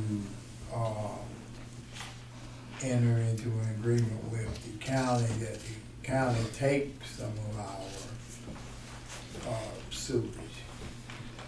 So Yeah. that's the That's the next part he's gonna go over. Okay. So this is the scenario, like I said, Because now I can't imagine us telling someone that their bill is gonna go up $75. right. But the fact that those numbers are so high is what's going to help you get the maximum amount of grant money that's possible. And like I said, the town would be eligible at a 75% grant funding, but it's unlikely because of the size of the project. But we just have to wait and see. The sad thing about it is that we don't have transmission lines to the county, so guess how much it's gonna cost to do that? About $15 million. Oh, really? So, yeah. Yeah. And we gotta pay county rates, whatever they charge. But like I said, having this discussion about the filing the application and, you know, what we're asking for is part of the requirements of the minutes of this meeting will go in as part of the application. But the letter of conditions that will come from the application in the coming months is your opportunity to review the offer and see if you can afford it, or if you're willing to move forward, or if you want to turn it down. And this is September response, roughly. It depends on when we get it in, because they want it this month. So the revised PER. They want it this month. no, they want our application this month. So when's the earliest we can hear back? Well, it does have to go to the federal level, so it may be July. Typically, it's 30 to 60 days, but it might be a little more time since it has to go to the federal level. So you're thinking July? Mhm. I've got two questions. Okay. First question, I didn't catch what you said. You said something we didn't have that would cost us $15 million? Well, they're talking about the county taking some of the sewer. There's no way to get it. We need to build pipes, force mains to get it to the county. Yeah. That's- You've got to go. I think it was. Where did I figure out? Something like 15 miles, Ooh. 16 miles, Yeah. and that's all. 6 to 8 inch pipe most likely that would have to be installed, plus several pump stations as well. And pump stations aren't cheap right now. They could be $400,000 or $500,000 a piece, depending on the size of pump station that we're talking. But wouldn't, and I may be way ahead of you, so if I am, just let me know. No, you're good. Just assuming that we could come up with that type of money, wouldn't that take us out of a moratorium? Just as soon as we hooked up? To connect with the county. Yeah. Yeah, so that's why it is another option for you guys. And I can discuss a little bit more about the proposal itself. Well, just in general, what's going to take you off the moratorium is awarding the bid for the project. Yes, Awarding the bid for the project. You under So contract. you've got a year's worth of design, no matter which way you go. And then you have to get approvals, and then you have to go to bid. So time-wise, I think you're close to the same. So, and in that includes, environmental permitting. So, for example, if we expand the wastewater treatment plant, that'll be an NPDES permit modification, as well as some additional permitting to get the state to review the treatment design, as well as a few other offices. But then we really don't get very much advantage on the permitting side to move to that county interconnection, simply because we would have to go through with cultural and history permitting. We'd have to go through probably a railroad crossing. That's several months to get an approval through them. And then, as well as NCDOT is probably going to take a very close eye on it, since we would have to install that force main almost assuredly fully within their right of way. So that's a good bit that we'd be talking, getting reviewed. So eventually that could still probably cost us around the same amount, if not more. Yeah, With less control. possibly. Did anybody have any questions about? Yes. Okay. The 15,599 and this 12,879, the difference is the money that we have on hand right now. Is that right? Yes, Okay, that's what I want to make sure. hopefully. Yeah, hopefully. Because I copied that right out of the PER. I didn't even check the math. Okay. Well, I know we've gotten some money over the last few grant cycles that we should have socked away for. Well, the 2.5 specifically Mhm. was in the was the budget earmark for in 2020, in the fall of 23. Yeah. And so that's what we reflected. Okay. And then the 200,000 reflects your sewer capacity fees that you've collected since the town's been charging sewer capacity fees, because it's going to show in your audit that you have those funds reserved for sewer Mhm. improvements. Mhm. And it's always good to contribute, Mhm. even though it's a small amount, is what you have. And do you think 45 is the maximum? I mean, are they, No, they're gonna take a look at, and part of their thing, I think you had told us before, is they're gonna look at this number over here and see how much it's gonna impact our users. And that's gonna be a big part of how much they will decide to give us. yeah, so I think you qualify for the poverty rate and the maximum grant percentage, which can't exceed 75%. But I just don't think they have enough grant funds available to fund you 75% of such a big project. But I don't know what the number is. My best guess was no more than 20 the last time I had inside information 2 years ago. But I know that a lot of the ARPA funding has, through the state, has cut down on North Carolina's request for USDA money. But that may be over now, but I did understand them to say the sooner the applications got in, the better, because they fund as they come in. They don't evaluate and wait till the end of the year. So the sooner we can get this in, the better off we're going to be. So let's say we get So we it don't- in and it comes back at 20% grant, like you're saying. Mhm. And the board goes, there's just no way, we can't do it.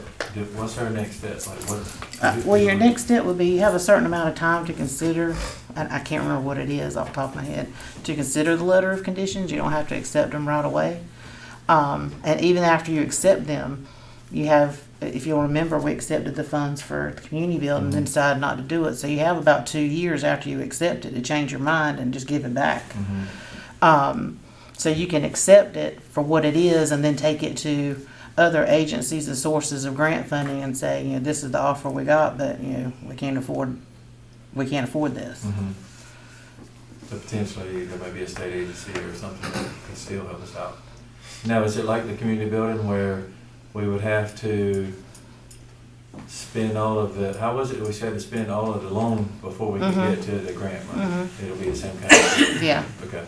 And I don't know how we would address that. Can you get at the end of the project, can you take a grant money and make a huge principal payment on the USDA loan to Yeah. lower the monthly costs? I mean, Right. or can you hold on to the grant money to operate the plant and use your operating money to help make the payment? I mean, I don't know. But I just know that we won't know anything else until we complete the USDA application and get the offer back and see where we land. Yeah. And so this plant proposed is a brand, it would be a brand new plant, It's a brand new expansion, so you would still have, that's an update to the headworks, the bar screen, and the grit chamber, am I right? Yeah.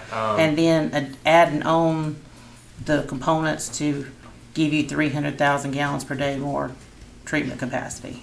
We'll keep correct me if I'm wrong, but it's around 575,000 Yeah, gallons total capacity. mhm. Is that correct? And we discussed this a little bit, but why 575 is 600 trigger?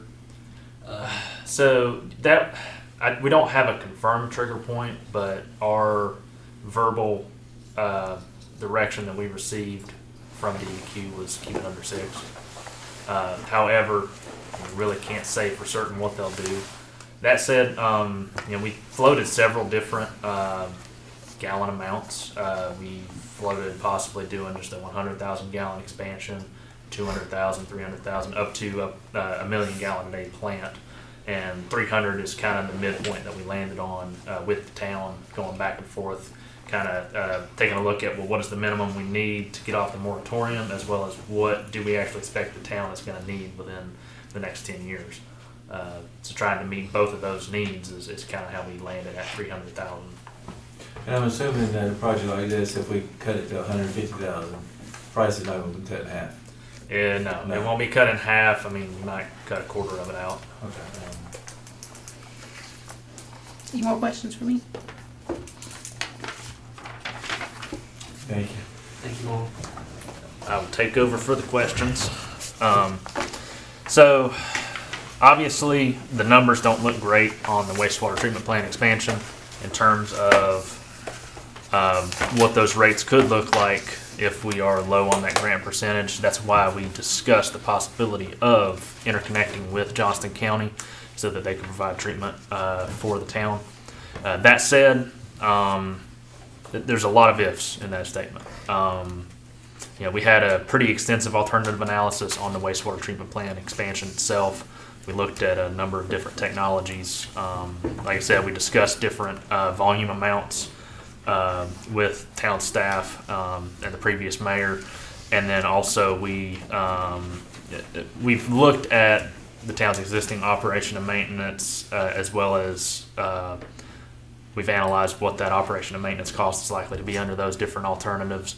But that's not something that we have that extensive data for at this moment for interconnecting with Johnston County. So that's why we have given this proposal. If the town does want to consider going the route of interconnecting, we assume that the town's going to want a lot more information in terms of making that decision. What is that going to cost in terms of construction? What is that going to cost annually in terms of fees from the county versus as well as the town's own operation and maintenance? That you guys might have 1 or 2 pump stations that we install that you're going to be responsible for based on wanting to extend up to a certain threshold in your ETJ, for example. That's one thing that we probably have to look at to know exactly for certain. Well, how much is the additional operation and maintenance cost going to be versus what the county charges? On construction costs, we have I can give you an estimate and say if we're talking 300,000 gallons to the county, you're probably going to end up in that $15 million range again, based on our rough ballpark. But we have not done a very in-depth cost analysis where we have taken detailed quantities as well as worked directly with the county to determine some of their minimum standards. The county's going to want to see certain items be addressed. For example, they're going to have minimum requirements on controlling septicity for pumping sewage that far. If you're not familiar, if you let your sewer, your wastewater sit there for a little over a day, it's going to go what we call septic, and it's going to start producing hydrogen sulfide. It's going to start eating away at your infrastructure. And it's really bad news. I've seen it to where, you have certain pump stations or sometimes entire systems that have septicity issues where basically all of the metal at a wastewater treatment or at a pump station, for example, has rotted away. The guide rails holding the pumps in place have rotted. The pumps have started rotting, and so on. The concrete's starting to see damage.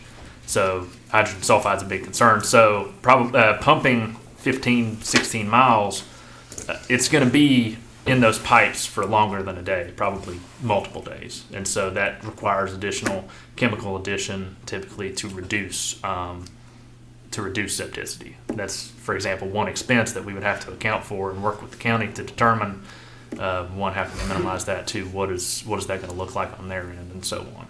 That's why we have this proposal for you in front of you today, because if those are the questions that we want to answer, and if you guys do want some more detailed numbers to fully analyze your options, we would have to do a more in-depth analysis to determine that. We've given the best recommendations that we can without doing that. I know personally, my expert opinion is it's going to be roughly the same cost. And I would be surprised if your annual costs by the time the county is one, charging you for treatment and transmission, but two, they also get the option then later on to increase the fees that you're paying on transmission and treatment, of course. I would be very surprised if your annual expenses work out in the favor on the interconnection with Johnston County. But again, that's my gut feeling. I don't have the numbers to back that up unless we do some sort of study to determine that. So if the town does want to proceed as an alternative, that is something that we can do and what I've brought here for you today. Now, we'll probably have to do at least some type of alternative analysis in the NPDES permit application, but it won't be quite this involved. But if, that means we'll be able to use this regardless once we get to that NPDES permit adjustment. So it'd be just one small step that we could go ahead and have taken care of for once we get to that point, even if you guys don't decide to pursue this option even after the study. So now, has the county ever said that they would allow us to pump up to 300,000 gallons per day? I don't remember the exact figure that they said they would be able to pump up to. I don't think they didn't say for certain. That much, but they never said it would be what we would want to send. Yeah. We've got to be able to send what we say we can send, and it's going to take our plant, it's going to take what we have from our plant. We're only at, 60% capacity roughly, and we're at 275,000, so you can't take everything away from our plant or at a That's another complication. You have to have so much of your plant in operation. It's so much volume still going to your plant for it to remain in operation efficiently. And so even if you had something installed today where you could send up to 500,000 gallons to the county, you don't have that type of gallons to spend and still keep your wastewater treatment plant in operation. Even if you sent everything that you've got today, that's only 160 or what is it, 200,000 gallons a day, roughly. 165. Yeah. So that's kind of where we're at. Even starting out, we'd probably be talking, assuming that you guys want to keep the wastewater treatment plant in operation, which is what we discussed at our meeting previous week, simply because you guys have an NPDES permit to discharge. That is not something you want to give up lightly. It would be nigh impossible to get back if you ever gave it up. So ideally, I would recommend that the town keep their wastewater treatment plant in operation, even if you only keep it at half operation going forward and you send the rest to the county. That's something that we'll have to work with you guys to determine what that volume would be, because that does affect a good bit of what we're talking about here. So, I haven't been in a lot of meetings with the county and with and also the mayor and I serve on the Johnson County Water and Sewer Authority meetings that are going on right now. I have initially, when I first heard about let's send it to the county, it sounded like, oh, this is the plan. It sounds like this is way easier. Then you get to thinking about physically running a pipe, force main that far, and how many things you're going to have to cross, and how many barriers you're going to have to encounter. It starts to get a little more difficult. But speaking with Chandra from the county, this is what really kind of made me think about it is if we ran a 4-inch line or a 6-inch line or 8-inch line, the cost is minimal difference. But they're not going to let us size it for 2 million gallons. And then we only need 100,000. We're going to have to size it appropriately. And so right now, like you said, our plant is maybe running around 165, 170. We can handle 275. So we're if we started, we can't pull out 50 or 100,000 and send it and still have our our plant working properly. And so and then when you get on the fact you're going to be spending about the same amount of money, roughly, taking the same amount of time, and losing all the control and having to pay the extra to the county. To me, the decision is becoming clearer and clearer to proceed with the wastewater treatment plant expansion at this stage, but not to forget interconnectivity, because if the sewer authority takes off like it appears like it's going to, the county in the next 10 to 20 years is all going to be interconnected, and our treatment plant will be a part of that puzzle that's putting together for this region. Yeah, And I so definitely don't want to recommend that, we completely table the interconnection as an option. yeah, But I think this is more so, do we want to do an in-depth analysis at this point? Mhm. I can see an argument both ways. At this point, like I said, my gut feeling is that the wastewater treatment plant is going to be a more productive route for the town. But I can't say with 100% certainty just with the data, since we've not done an in-depth analysis on the county like we have the wastewater plant. I believe the capacity fees just for the county for 300,000 gallons was right at $3 million. So, that's just a charge you gotta pay right up front, so. But now that's if you're pumping 300, if you're pumping 80,000, it's, a third of that, or 100,000 is a third of that, so. But it's going to be a technical challenge for sure to figure out, what's the minimum amount we can pump, as well as install a line that can ideally handle what we think you guys' maximum volume is going to be here in the next 10 or 20 years. Because if we don't do that, and say we install a 4-inch line, because that's what is appropriate for the gallon amount that you guys want to send, if we install that, a 4-inch line is probably never going to get you more than 250, 300,000 gallons a day. It just can't physically. There's a minimum velocity and a maximum velocity for what your pipes can accomplish, and 4-inch line just isn't going to do it. But if we put in a 6-inch line, for example, you might not meet minimum velocity at too small of a volume. So you really got to hit that sweet spot to where it can handle what you're sending now as well as what you plan to send in the future.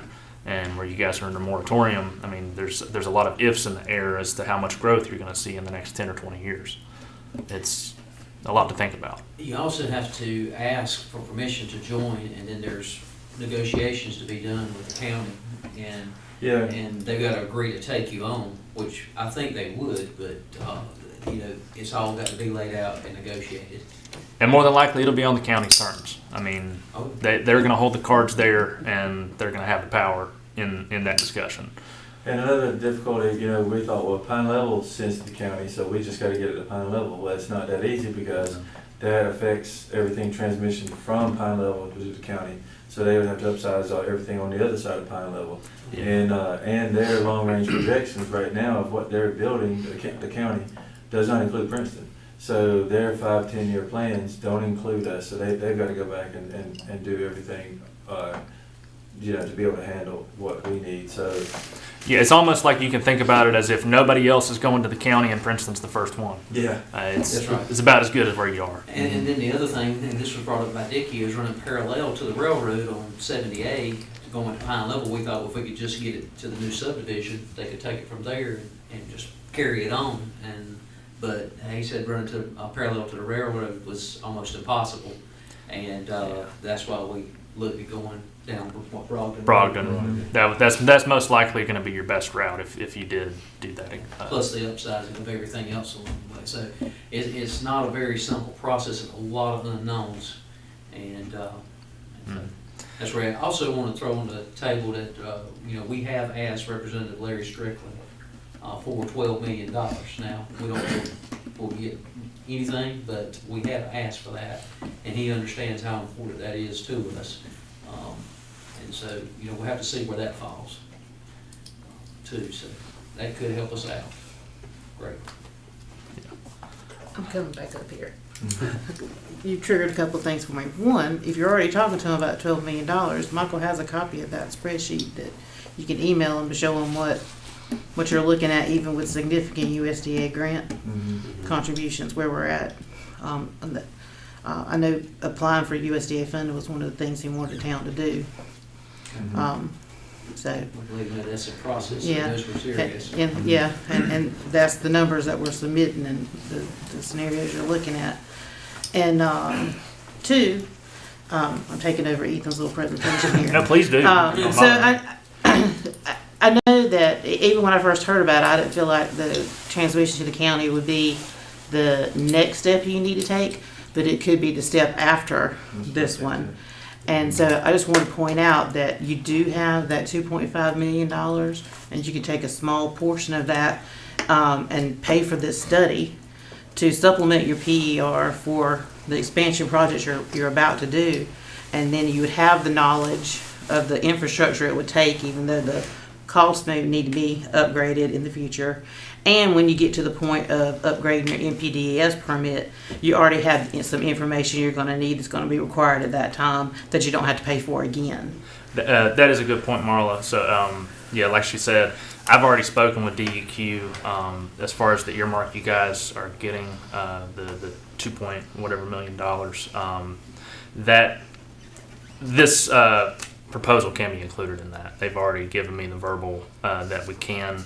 This is considered a planning item for wastewater treatment plant expansion as an alternative. So that would easily qualify under those funds. So it's not something you guys would have to pay for out of pocket. You have grant funds set aside that we can utilize. So I don't see it as a major issue. That said, I mean, I'm not trying to talk us out of work here as TRC, but I do want to give you my professional opinion, and that is that the wastewater treatment plant expansion is more likely to be the better alternative.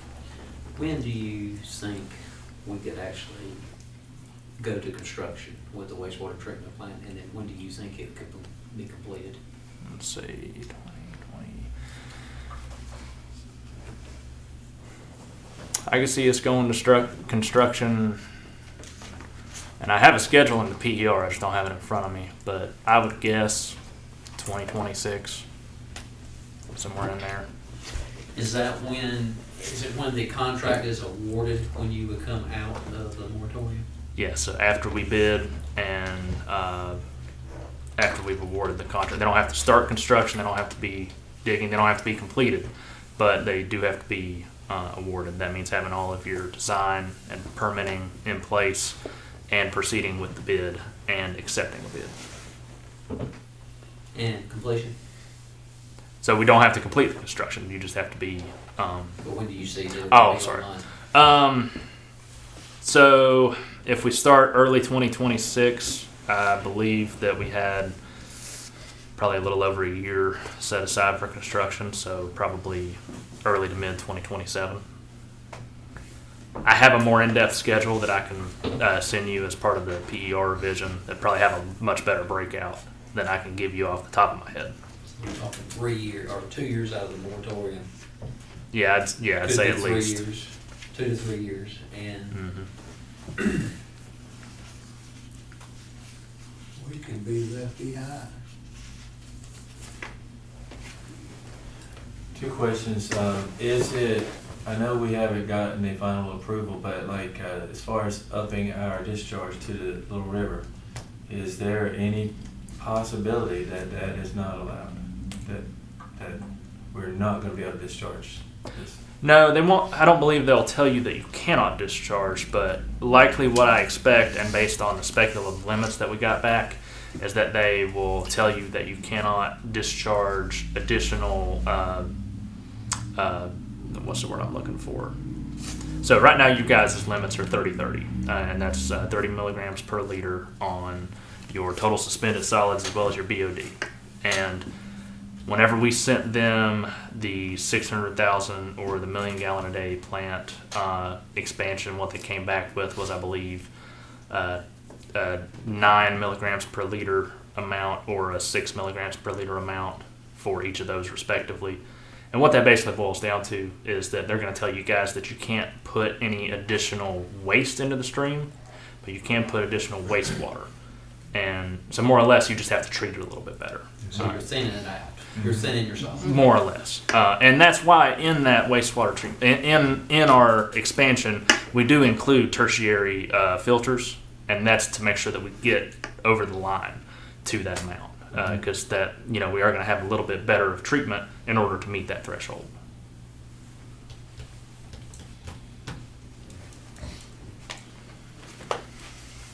Well, my feeling is that I know knowledge is good, but $30,000 in the pocket is good too. So I would probably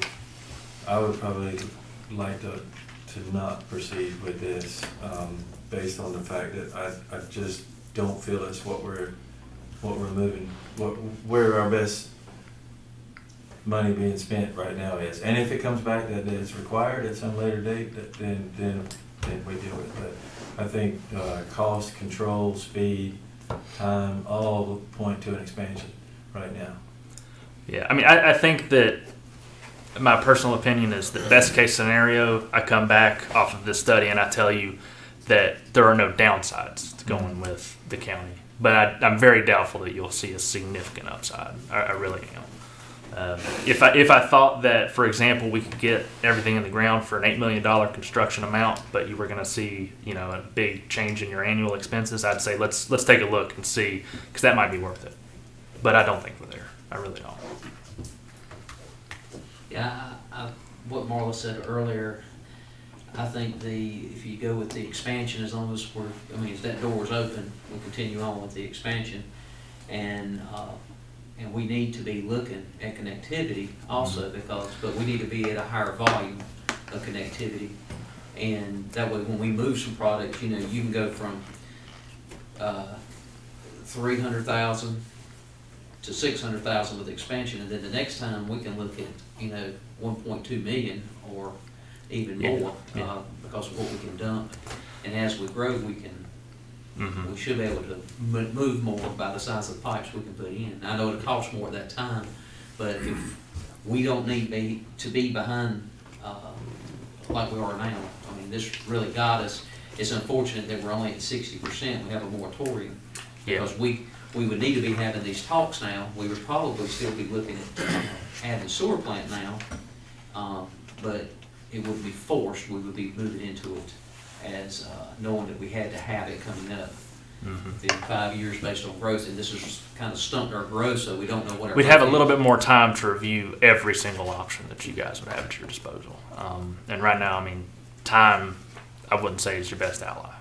So, but we're certainly able to do the feasibility study if that's something you guys want. But it might not be something that you guys quite need at this moment. Does the fact that we're under moratorium help us with USDA as far as the amount of money? Do they care about I don't know of any reason that they would necessarily be moved. Marla, have you heard anything from April? No, but the things I do know that help are cost and environmental harm. Mm-hmm. And there have been a couple of violations when the flows were higher on exceeding limits as far as flow, some of the other monitored things. So you do have environmental harm, which gets you the maximum amount of grant and the poverty rate and all that. So yeah, but the moratorium itself, I don't think so. Yeah. But the flip side of that might be that there's some state economic development money that if you could prove that it's an economic development deterrent and you can't afford to fix it with available funding, that might be another source of help. We ain't gotta worry about no muscles, do we? No muscles. Now, if we have to do a bunch of stream crossings for force main to Johnston County, I can't promise that. So. Directional drilling. Yeah, that's right. So now I'm not sure that I agree that we should not look, because that's a drop in the bucket to what we're contemplating spending. And for us to say, well, we're gonna spend almost over $15.5 million, but we aren't gonna spend $30,000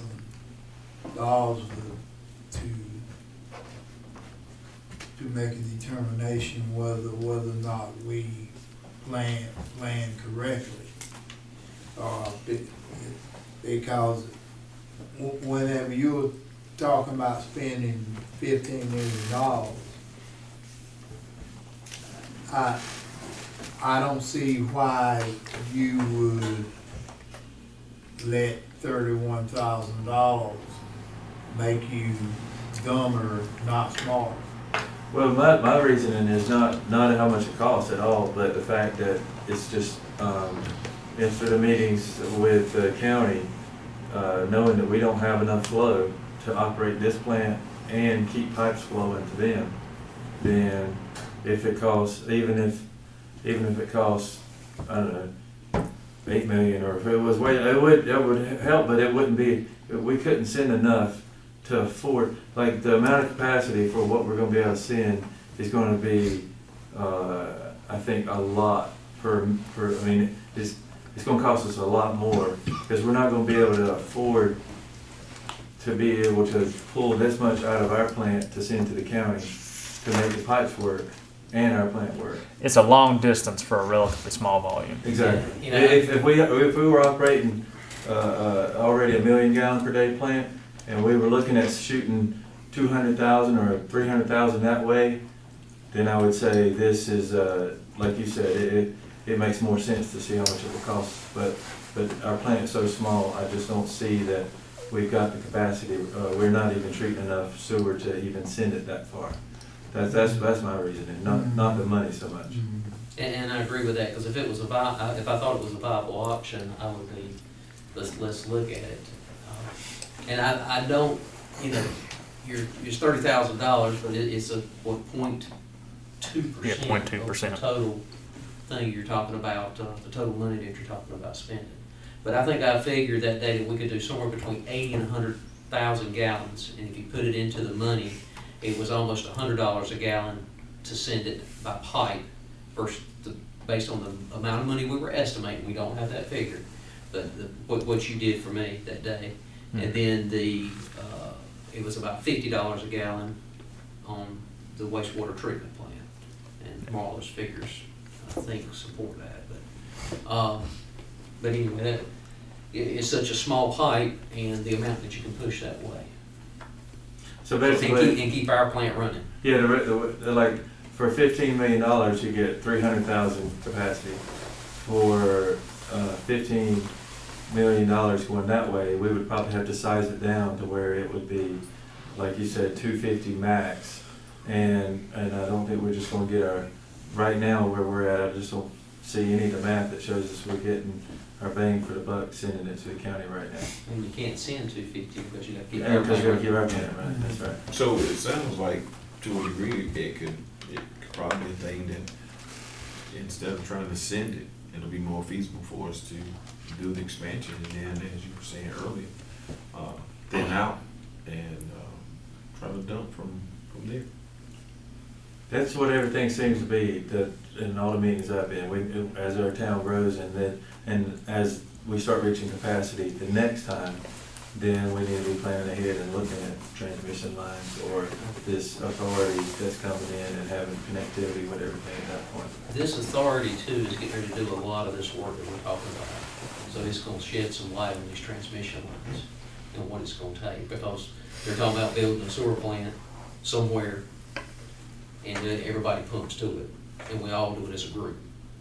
And so we all agree that each town has a member on the board, and so we sit on the board, and then, if they could take our plant and use it also, we might be treating other towns sewage, but we would all kind of share in that, so it'd be working with each other. One scenario was that everybody east of 95, we put a sewer plant out here somewhere around Range Crossroads, and then everybody pumps to Range Crossroads.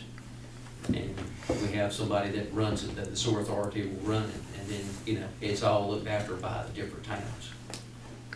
We're all equal partners. But that is just coming off the ground right now. We are actually setting up bylaws, I think. That's the next meeting, is trying to get the governing board and the bylaws. And we should have that in place by, it up and formed by July.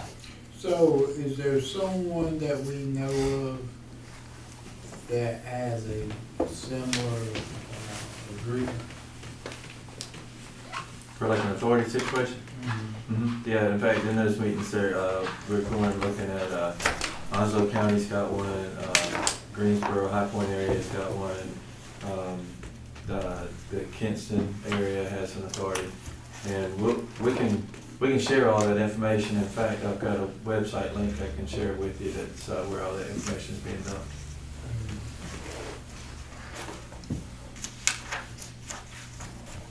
But once again, I just want to reiterate that it's not the 30,000 that was really pushing me against it, because like you said, I thought the exact same thing you said.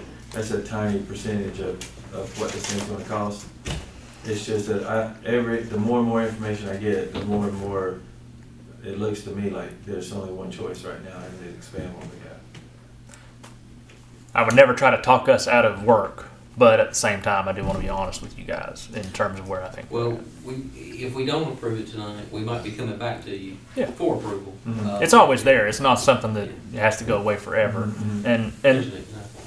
yeah, and if I had felt, and as well as Tyrus or anyone else in our office had felt this was a strong option from the get-go, we would have started there or included that in our initial wastewater treatment plant expansion, or we would have just started going to the county initially. And I don't think any of us ever considered that much of a viable option. And I question whether it would be beneficial. I really do.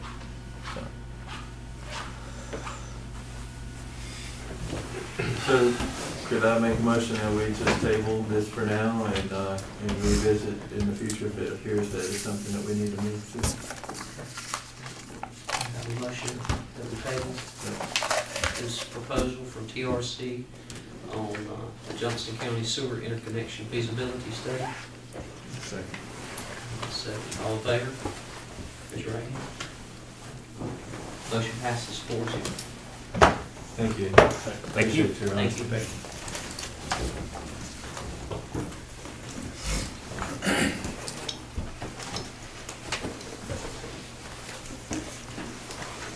Thank you all. Thank y'all.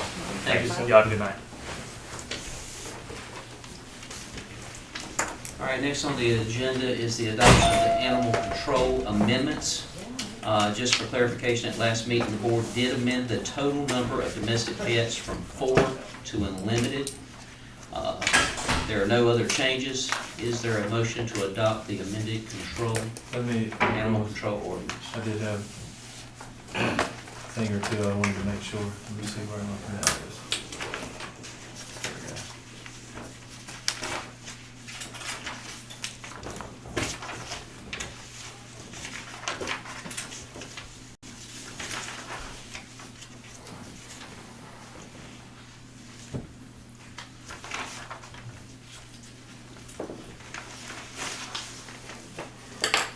There we go. This one was one, I know under domesticated animal definition, it seems kind of silly almost to talk about, but there are these little indoor pot-bellied pigs. And so are we limiting, are we cutting those out? If I know that, I'm just asking because I don't have one, but if I would say yes. I just wanted to make sure that could come up in the future. You said indoor? Yeah. Pig? Yeah. Yeah, well, Yeah. pot-bellied pigs is, pigs, Yep. 2 inches long. Might have some muscles. Yeah. So we are gonna leave that as is. Everybody wants to leave that as is? Are you saying that we need to add pot-bellied? I'm just saying that it just says, it rules them out. So I'm just saying, do we want to specifically rule them out, or do we make an exception for them? No, I wouldn't. I would add, if everybody's on agreement with that. I just, All right, what? the next page, 9007, this is an old one here. Unlawful to keep, tie, or stake any animal within 20 feet of street right of way. Mm-hmm. So there's a lot of fences around that or, let's see, it's tie or stake. So, Where are you seeing that? 9007. So you want to. It's 20 feet, I mean, is that, because, is that it just seems like That was in the old ordinance. it was. Yeah. And I actually have this going on right now. I A think neighbor so, of mine, yeah. it's on the right of way, and the dog stands there snapping at people when they walk by. Okay, You know, and neighbors are scared. Public safety. okay. Yeah. Mike, do you know what Johnston County's ordinance is on that? Because I was thinking They- Johnston County had a no leash, or had a ordinance where you could not tie a dog out like that. And you can, as long as they got adequate shade and water. We talked with animal control, they don't have a leash or a setback per se for properties, but they can tie them to a tree or whatever, but they do have to have adequate shade and food and water. But it says here, it says keep, so I would think that would be running at large like an invisible collar, Well, tie yeah, or stake. or even in behind a fence. So like, does the fence have to be 20 feet away from? I don't think it includes a fence. I think it's just if they're tied out like that. Because what's that prevents somebody from walking up and not realizing how close they are to the dog, Yeah. and the dog charge them. Well, that was my question, because it says unlawful to keep, It says tie, keep. or stake. So does keep mean keep in a fence? I Does would think so.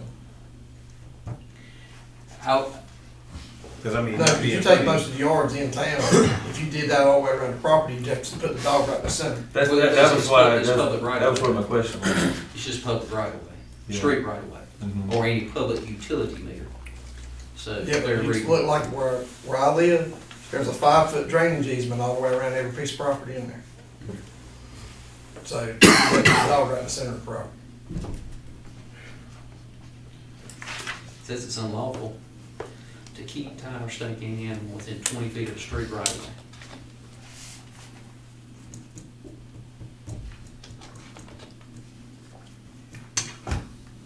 So you want to take the word keep Well, out? it's just, yeah, I mean, we're writing ordinances and there's lots of words, and if we're gonna do them, it seems like we're, like, I'm just trying to figure out, does that mean if you have a fence that goes up to the sidewalk, or does that mean you're in violation? Because you're keeping the dog behind the fence? So just take the keep out. But if you take keep out, then it says tie or stake, so you're walking down the road and there's a dog lashing at you behind a visible fence that's along the property line. Is that gonna be, does that go over to the other, the nuisance If they part? cross the line or whatever, that's a civil issue. We wouldn't get involved with that. So I guess the easy thing, where I just would say keep, just take keep away, the entire stake is not allowed. Would that be fair? Yeah, it's fair. It's probably the best solution for what Nice. you're saying. Okay, then, on 9008. Well, hold on Okay. one second. Now, let's say they don't tie or stake, but they go up to read the water meter, and water meter's on their side of the line, and the dog's snapping at them. So is that when we get the police department involved, or how do we deal with that? I don't think we've had an issue with that, but I mean, usually the public utility guy would handle it, but we hadn't had an issue with it. But I think the public utility guy would be able to handle that. And what's hanging? Give him a dog treat. do what he has to. I don't know of any. Well, the thing is nobody's going to have the front yard fenced in because they can't in our town. In the ordinances, you can't fence in your front yard. So, and your meter's right there at the road. So, chances of that happening are unlikely. Because the meter is supposed to be on the right of way, so if they're Yeah. not, if they can't tie it to 20 feet of the right of way, Yeah, The meter's outside the fence. should Yeah. be out of the way. Okay. Now, the meter's on the lot. Yeah. The meter's on the lot. It's behind their stake. Yeah, but they're just saying it's not fenced in. Yeah. Yeah, it's not fenced in, but like the instance I'm talking about, the dog is right there. running up and down that line. So if you went to read that meter, I would be scared to read that meter. But I'm not reading. But if a citizen's up that close and a dog bites them, that's a civil issue. You could have been saying that, if they're warned more than once, you could pull their meter. You can fix the dog issue. I don't know about that. All right, I we'll, guarantee we'll remove Keith, but if we need to come back and visit it, we'll see. Okay, and the 9008, we're just gonna, how, do you wanna say, where it says more than 4 animals, are we just gonna just take that whole sentence out? And, Yeah, we can just remove it or change it to unlimited. but now unlimited means unlimited. Well, If you take out a number, it's unlimited regardless. yeah, that's what, I wouldn't say put unlimited in it, Just but take just full- take that sentence out. Okay. All right. But I mean, I see what you're saying, but like, what is the limit, like if somebody's got, 200. yeah, Yeah, I mean, it's possible. They got 200 cats. maybe they got I think that's already happened. Yeah. 40 fish and 20 cats and. I think taking the sentence out is fine, and just leaving it like that. I think we're gonna have some issues if we put something in there that Why? you can't have but 6 animals, because we don't know if they're, animals that could be for, PTSD. Put it in there. Put it in the statute. Well, Where did you just put the language? so you're in wanting to add a number of, I mean, because I know from experience, that I've got several cats that hang in my, they're not my cats. And it's a whole bunch of them. but then you gotta find out who owns them. Trust me, Yeah. trust me, they don't get food nor water. Okay. Well, I think the other parts of the ordinances talk about abandoned animals and about mistreatment of animals and so forth. So I just feel like it'd be heavy-handed if we start, Town of Princeton tries to set a number and then, I don't know, whatever that number. I agree with you. Well- Somebody had 200 cats, that's too many, but I don't know what is 175 the number? I'd say What is that number? You know? I mean, We're going over 6. I mean, because now, would you want to stay next to someone and have like 15, 20 dogs? I think next one got about 10 cats. No, but you could say, yeah, I mean, 10 dogs out in the yard barking and causing a problem. No, 10 little dogs in the house that I don't ever see. Like, where do you draw that little line? Like, it's. Well, we ain't gonna be in your house. I know. But if they're out in the yard barking, Yeah. then we go up there and say, hey. Yeah, then they're a nuisance, and there's stuff to cover that. I'm just saying, if we have the number and it's over, I'm saying you gotta go tell them which one they gotta get rid of. That's what we pay the chief Well, you won't have to worry about Chestnut Ridge, we got a limit of 3. Okay, all right. So, what do you want to do? I just think unlimited. I mean, it's like you got a board that ain't got no backbone. Because you got to put something in there. I mean, because unlimited means just that. I would put the number that you would want living beside you. How many do you want beside you? Just think of it like that. I mean, most people are gonna be thankful for that. Because that's not, I mean, because unlimited is not reasonable. But it don't say unlimited. But whenever you do not specify an amount, that leaves it in the eye of the beholder. But is it the sheer number that you're worried about, or is it the fact they're gonna be barking and loud and annoying and that stuff? Because if that's it, it's covered. What if they had 25 perfectly behaved, trained dogs that were all bathed every day. And never barked. Yeah, right. I'm just saying, I think that the problems the problems can be addressed through other parts of the ordinance. And Well, I kinda agree with you. I don't, it's not necessarily the number, it's how they act. Yeah, some people can have one You dog. can and have one you- dog that will sit out there and Terrible. just yap Yep. continuously. Yep. And then you got some dogs that never make a sound. Yeah. So I don't know where the line is either. but now wherever the line is, I sure hope we find it pretty soon. Mm-hmm. I say just take the number out and we enforce it as nuisance. Mm-hmm. And we got enough backbone here to enforce it. Yeah. And we'll go ahead with your rest and we'll look at the Okay. penalties when we get here. So we're taking that whole paragraph out. That's my suggestion. Yeah. And the reason I bring this next one up is, once again, I don't have any roosters, but there are a lot of roosters in town. Sure is. And so, just wanted to make sure that is something, because I don't want to, it's what I'm coming down to. I don't want to make rules and then say, well, no roosters are allowed, but we're not going to do anything about it. You know, if it's going to be in the paper, then there's no roosters. That means my neighbors are going to have to get rid of some roosters. And you know what I'm saying? I'm not going to vote for this and then we're not going to do anything about it. So I don't want to just pass stuff because we're here to talk about stuff. And, Oh, yeah. you know what I'm saying? We gotta get something. I personally don't have a problem with the roosters. I hear them crow every once in a while and I don't care. It don't bother me, but They're waking you up to go to Quick Trip. they might be, yeah, I gotta go to work.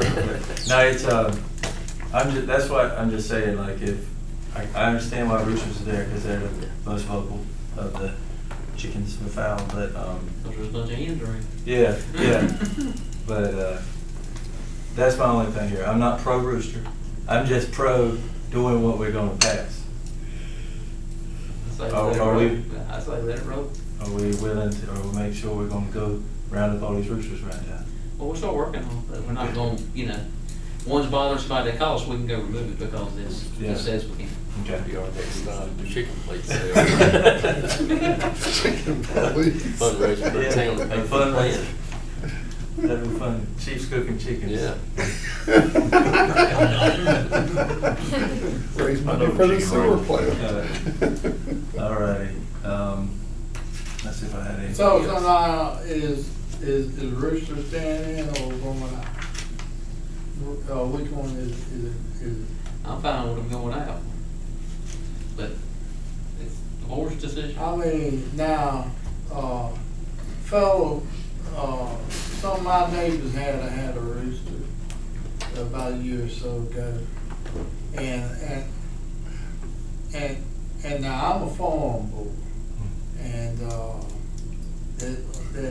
they took me back down memory lane, man. I kind of found myself, it kind of teared up a time or two when I'm in trouble. You know? And like, go back to where you were just talking, Mhm. would that not be covered under the nuisance? Well, that was my thing. If we could just, if there's a nuisance, Does it talk about roosters crowing in the nuisance? I don't know. That's, I think you're getting into a little fine line there. I mean, we got noise ordinance and everything. Yeah, but how do you go out and measure a rooster crow? And you got a kitchen, I mean, you got better data. I just, yeah. Well, and the thing of it is, if you got a rooster, cause a rooster gonna crow. Mm-hmm. Not unless he's a mighty sorry rooster. What do you want? Well, I'm like my neighbor's roosters crow, and I don't bother me at all. No. I don't. But Well, again, if a But I'm rooster's not- crowing, I mean, you put it in ordinance, but I don't think we're gonna go beat down somebody's door to say, hey, your rooster's crowing, unless we have a complaint. If we have a complaint, we're gonna get the rooster. yeah, and would that just be under the nuisance. The nuisance? Yeah. Yeah. But it says no roosters, it's very clear. But it says here, no roosters. Yeah, no roosters, and hey, you're not supposed to have a rooster, you got a rooster. Yep. So, what do you want to do, Walter? You want to strike the no roosters? Yeah, strike the no roosters because you really can't have, just female chickens. Right here, Bob. I mean, really, I'm serious now. That'd be all inclusive. Yeah. The bold part, no. So you're just gonna strike no roosters or what? And above that where it says all chickens shall be. So you just take that whole sentence out. Call them India. Called them today at 11 o'clock and realized it was 12 o'clock at night. Let's see. They can't do it. I think, that's about all I have. And we have, all right.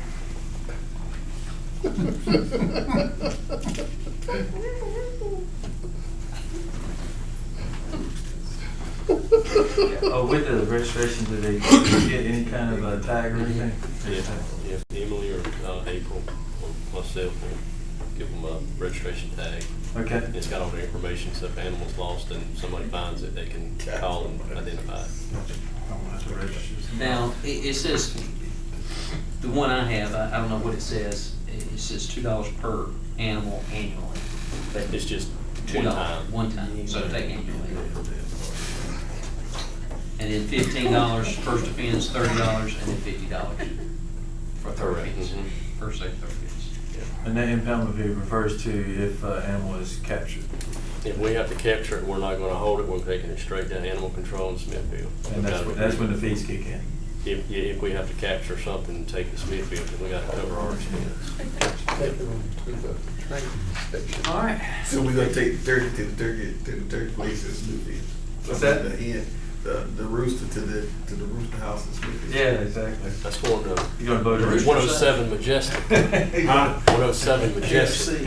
He'll be deep fried and everything. Okay. You got all those changes? Yeah, I'll get with the mayor tomorrow. We'll verify everything, but I've got it. Number 12. Do I have a motion to adopt animal control ordinance as stated with the noted changes that we made? What were you looking down here for? Who? You. What are you talking about? You made all them changes, can you better make a motion? All right, I'll make a motion. We have a first and we have a second. Yeah. You went down memory lane. You might be the second that one. I'll second. All right, we got a second. The roosters are safe. The roosters are safe. All in favor, raise your right hand. All right, I don't know why I raised mine. All right, it passed 4-0. Number 12. No, we don't want to trick me there. Next on the agenda is adoption of a resolution directing the town clerk to investigate a petition received under General Statute 160A-58.1 for annexation of 2671 Massey Holt Road, Princeton. Is there a motion for said resolution? There is. I have a first. Do I have a second? I have a second by Mike Holmes. All in favor, raise your right hand. Motion passes 4-0. All right, are there any comments? The only thing I got is, if you will, if you hadn't done the survey for the planning retreat next week, I emailed everybody last Tuesday. That's due tonight by midnight. If you can do the survey, get it in. They'll have the answers and responses next week, and that retreat is next Monday from 6 to 9, and we'll have dinner served here for the board and staff from 5 to 6. It's floating, but the retreat will start at 6, and the COG will facilitate that. That's all I got. Don't have the chicken. Huh? Don't have the chicken. We don't have number 11. Had the rooster. Do we have a motion to adjourn? Yep. Rooster. Have a second. You know what I'm saying? All in favor, raise your right hand.